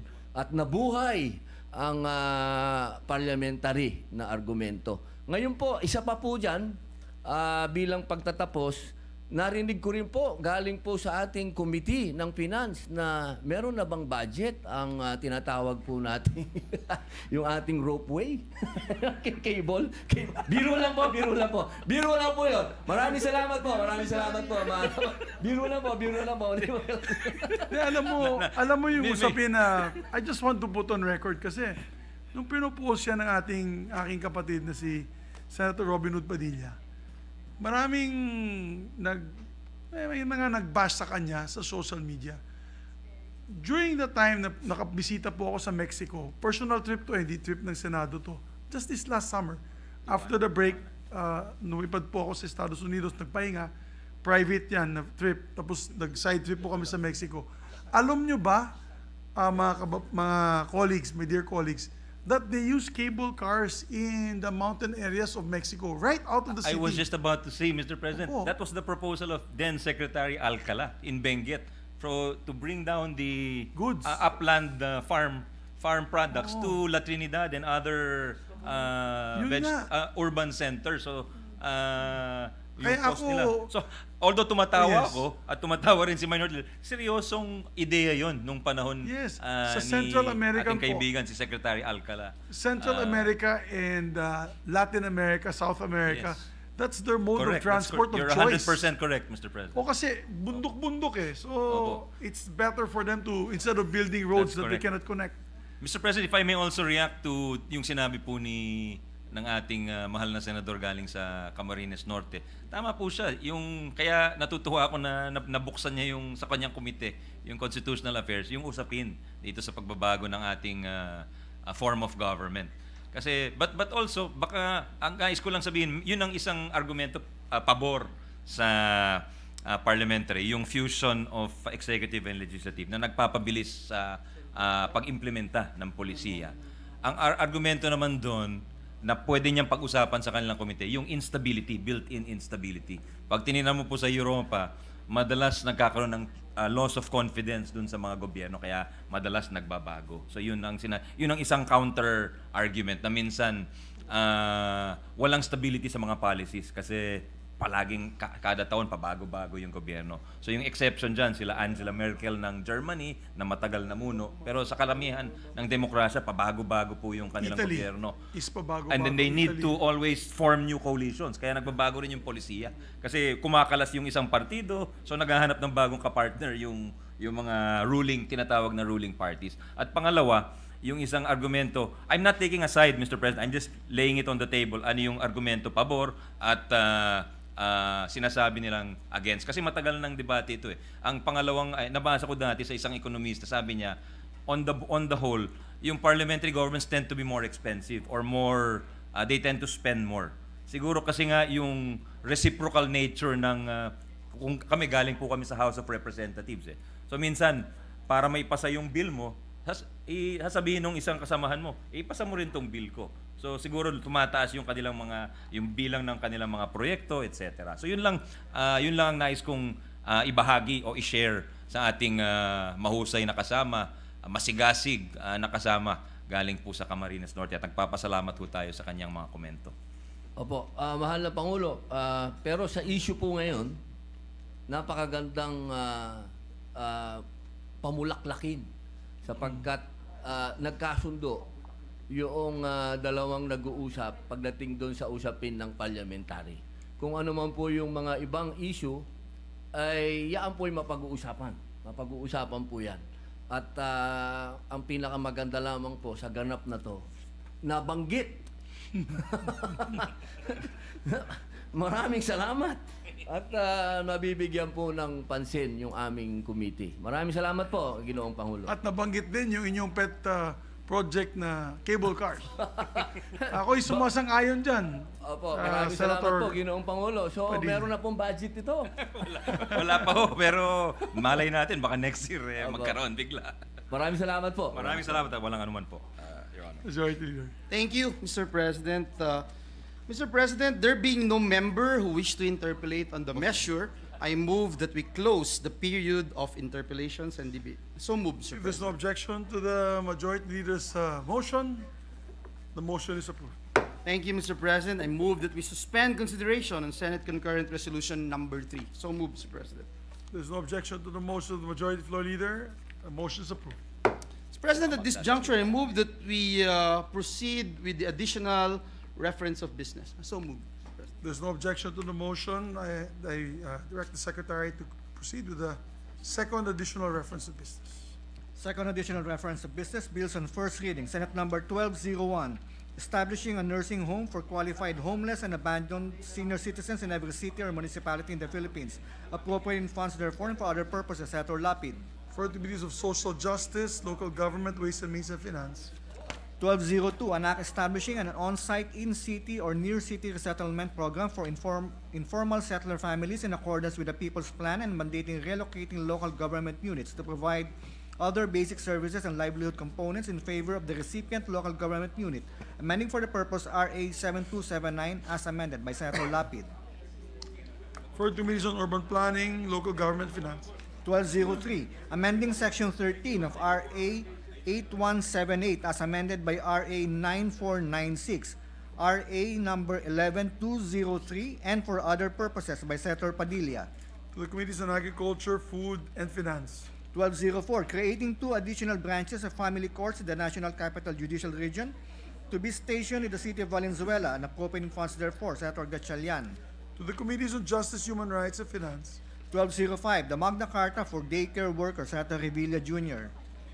For the Committees on Social Justice, Civil Service, and Finance. 1206, providing for a rural employment assistance program and appropriating funds therefore, Senator Revilla Jr. To the Committees on Social Justice, Labor and Employment, and Finance. 1207, an act to protect Filipinos from the harmful effects of trans fatty acids and for other purposes, Senator Revilla Jr. To the Committee on Trade and Commerce, Health and Demography, Ways and Means and Finance. 1208, regulating crematories and for other purposes, Senator Revilla Jr. To the Committees on Health, Demography, Local Government. 1209, providing for a national policy in preventing adolescent pregnancies, institutionalizing social protection for adolescent parents, and providing funds therefore, Senator Revilla Jr. The Committee on Women and Children, Social Justice, and Finance. 1210, imposing a mandatory ad valorem tax on idle lands, amending for the purpose sections 236, 237, and 273 of RA 7160, and appropriating funds collected therefrom exclusively for the purpose of providing free access to public health, Senator Revilla Jr.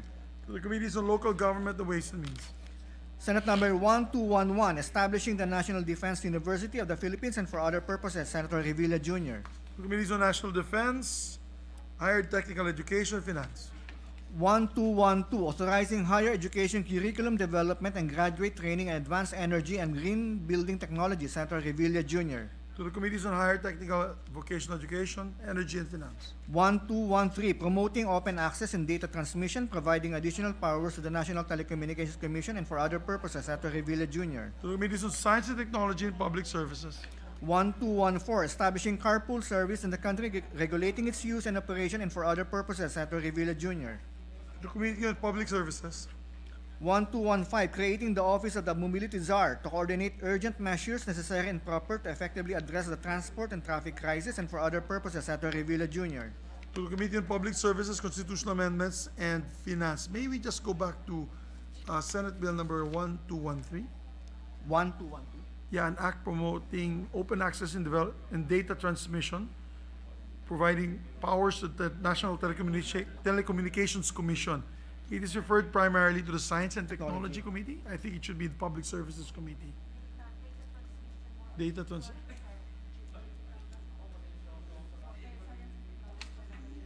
Hindi Public Services. It's the primary. Okay. So let's continue then.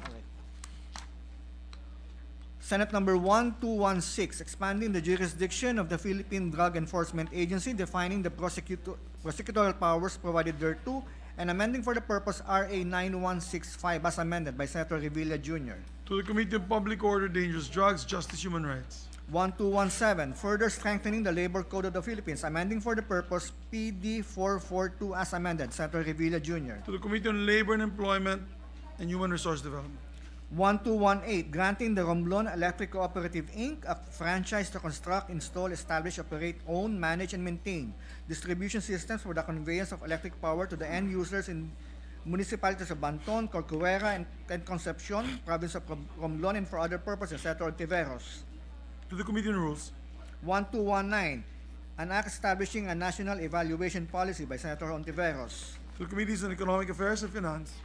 1220, an act establishing campuses of the Ilocos Sur Polytechnic State College in San Juan and Cabugao, Ilocos Sur, to be known respectively as the Ilocos Sur Polytechnic College, San Juan Campus, and the Ilocos Sur Polytechnic State College, Cabugao Campus, and appropriate funds therefore, Senator Gatchalian. To To the Committees on Higher Technical Education and Finance. 1221, establishing a campus of the University of Science and Technology of Southern Philippines in Barangay Balubal, Cagayan de Oro City, to be known as the USTSP Barangay Balubal, Cagayan de Oro Campus, and appropriating funds therefore. Senator Gatchalian. Committees on Higher Technical Education and Finance. 1222, establishing a campus of the Davao de Oro State College in the municipality of Nabunturan, province of Davao de Oro, to be known as Davao de Oro State College, Nabunturan Campus, appropriating funds therefore. Senator Gatchalian. To the Committees on Higher Technical Education and Finance. 1223, converting the Bataan Peninsula State University Bagak Extension Campus in Bagak, Bataan into a regular campus of the Bataan Peninsula State University, to be known as the Bataan Peninsula State University Bagak Campus, appropriating funds therefore. Senator Gatchalian. Committees on Higher Technical Education and Finance. 1224, establishing a campus of the Mindanao State University of Munay, Lanao del Norte, to be known as the Mindanao State University Munay Campus, appropriating funds therefore. Senator Gatchalian. To the Committees on Higher Technical Education and Finance. 1225, integrating the Pintuyan National Vocational High School in Pintuyan, Southern Leyte into the Southern Leyte State University system, to be known as the SLSU Pintuyan Campus, appropriating funds therefore. Senator Gatchalian. To the Committees on Higher Technical Education and Finance. 1226, establishing a campus of the University of Science and Technology of Southern Philippines in Barangay Lumbia, City of Cagayan de Oro, Province of Misamis Oriental, to be known as the University of Science and Technology of Southern Philippines Lumbia Campus, appropriating funds therefore. Senator Gatchalian. Committees on Higher Technical Education and Finance. 1227, an act amending RA 10642 and for other purposes. Senator Pimentel III. To the Committee on Trade and Commerce Entrepreneurship. 1228, strengthening the employment rights for members of the Citizen Armed Forces or the Reserve Corps of the Armed Forces of the Philippines and for other purposes. Senator Estrada. Committee on Labor and Employment, National Defense, Ways and Means of Finance. 1229, providing for the tri-level interchange along MC Brion Street Corner, United Nations Avenue, Mandaue City, Province of Cebu, appropriating funds therefore. Senator Revilla Jr. To the Committee on Rules. 1230, establishing an agricultural pension fund to provide pension benefits to farmers and fisherfolk. Senator Lapid. To the Committees on Agriculture and Agrarian Reform, Social Justice and Finance. 1231, an act to promote and protect the health of school children in public elementary and secondary schools and learning centers. Senator Lapid. To the Committees on Basic Education, Health and Demography. 1232, establishing a national policy of free housing through usufruct, providing funds therefore and for other purposes. Senator Lapid. To the Committees on Urban Planning and Housing, Local Government and Finance. 1233, prescribing and institutionalizing the payment by the government of the income tax of petroleum service contractors as incentive in petroleum operations and for other purposes. Senator Gatchalian. To the Committees on Energy and Ways and Means. 1234, providing measures to protect individuals engaged in food, grocery, and pharmacy delivery services. Senator Ejercito. To the Committee on Trade and Commerce and Entrepreneurship. 1235, instituting the Citizen Service Training Course, establishing the Citizen Service Corps, creating the Citizen Service Mobilization Commission, appropriating funds and for other purposes. Senator Ejercito. To the Committees on Higher and Technical Education, National Defense and Finance. 1236, establishing the Negros Island region to be known as Region 18. Senator Ejercito. To the Committee on Local Government and Finance. 1237, establishing the National Coastal Greenbelt Zones and the National Coastal Greenbelt Management Action Plan, providing funds therefore and for other purposes. Senator Villar C. To the Committees on Environment, Natural Resources and Finance. 1238, prohibiting text scams, misleading advertisements, and fraudulent sales promotions, mandating for this purpose the registration of all users of subscriber identity module cards and providing penalties for the violations thereof. Senator Villar C. To the Committees on Public Services, Trade and Commerce and Entrepreneurship. 1239, providing for free annual medical checkup for Filipinos and appropriating funds therefore. Senator Villar C. To the Committee on Health, Demography and Finance. 1240, amending certain provisions of RA 7104 and for other purposes. Senator Legarda. To the Committees on Basic Education, Civil Service and Finance. 1241, establishing the Science for Change program and appropriating funds therefore. Senator Legarda. Committees on Science and Technology and Finance. 1242, establishing the National Center for Geriatric Health and Research Institute, defining its powers and functions, creating regional geriatric specialty centers in the Department of Health retained hospitals and appropriating funds therefore. Senator Legarda. To To the Committees on Health and Demography, Ways and Means of Finance. 1243, protecting the rights of internally displaced persons and penalizing the acts of arbitrary internal displacement. Senator Legarda. Committees on Justice and Human Rights, Social Justice, Ways and Means of Finance. 1244, creating the Department of Water Resources, defining its powers and functions, appropriating funds, and for other purposes. Senator Legarda. The Committees on Public Services, Civil Service, and Finance. 1245, creating a mandatory position for a human resource management officer in local government units, amending for the purpose sections 443, 454, and 463 of RA 7160 as amended and for other purposes. Senator Pimentel III. To the Committees on Local Government, Civil Service, and Finance. 1246, institutionalizing the One Town, One Product Philippines program, appropriating funds and for other purposes. Senator Villar M. To the Committees on Trade, Commerce, and Local Government and Finance. 1247, providing a socialized microfinancing program for micro-enterprises, thereby promoting entrepreneurship. Senator Villar M. To the Committees on Trade and Commerce and Finance. 1248, instituting the Magna Carta of Filipino Seafarers. Senator Legarda.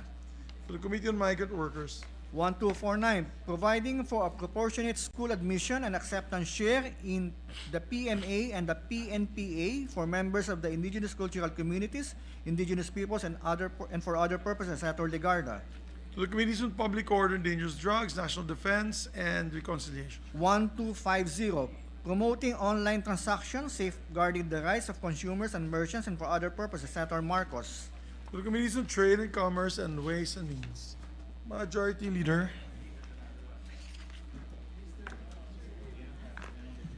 Okay. Mr. President, pursuant to Section 17, Article 6 of the 1987 Philippine Constitution, I move that we elect the following additional members of the Senate Electoral Tribunal: Senator Joel Villanueva, Senator Dito Lapid, Senator Ramon Bong Revilla Jr. I so move, Mr. President. There being no objection to the motion, motion approved. Congratulations to the new set members. Thank you, Mr. President. Mr. President, I move that we adjourn the session until 3 o'clock in the afternoon of Monday, September 12, 2022. First of all, I would like to ask everybody to stay safe and healthy over the weekend.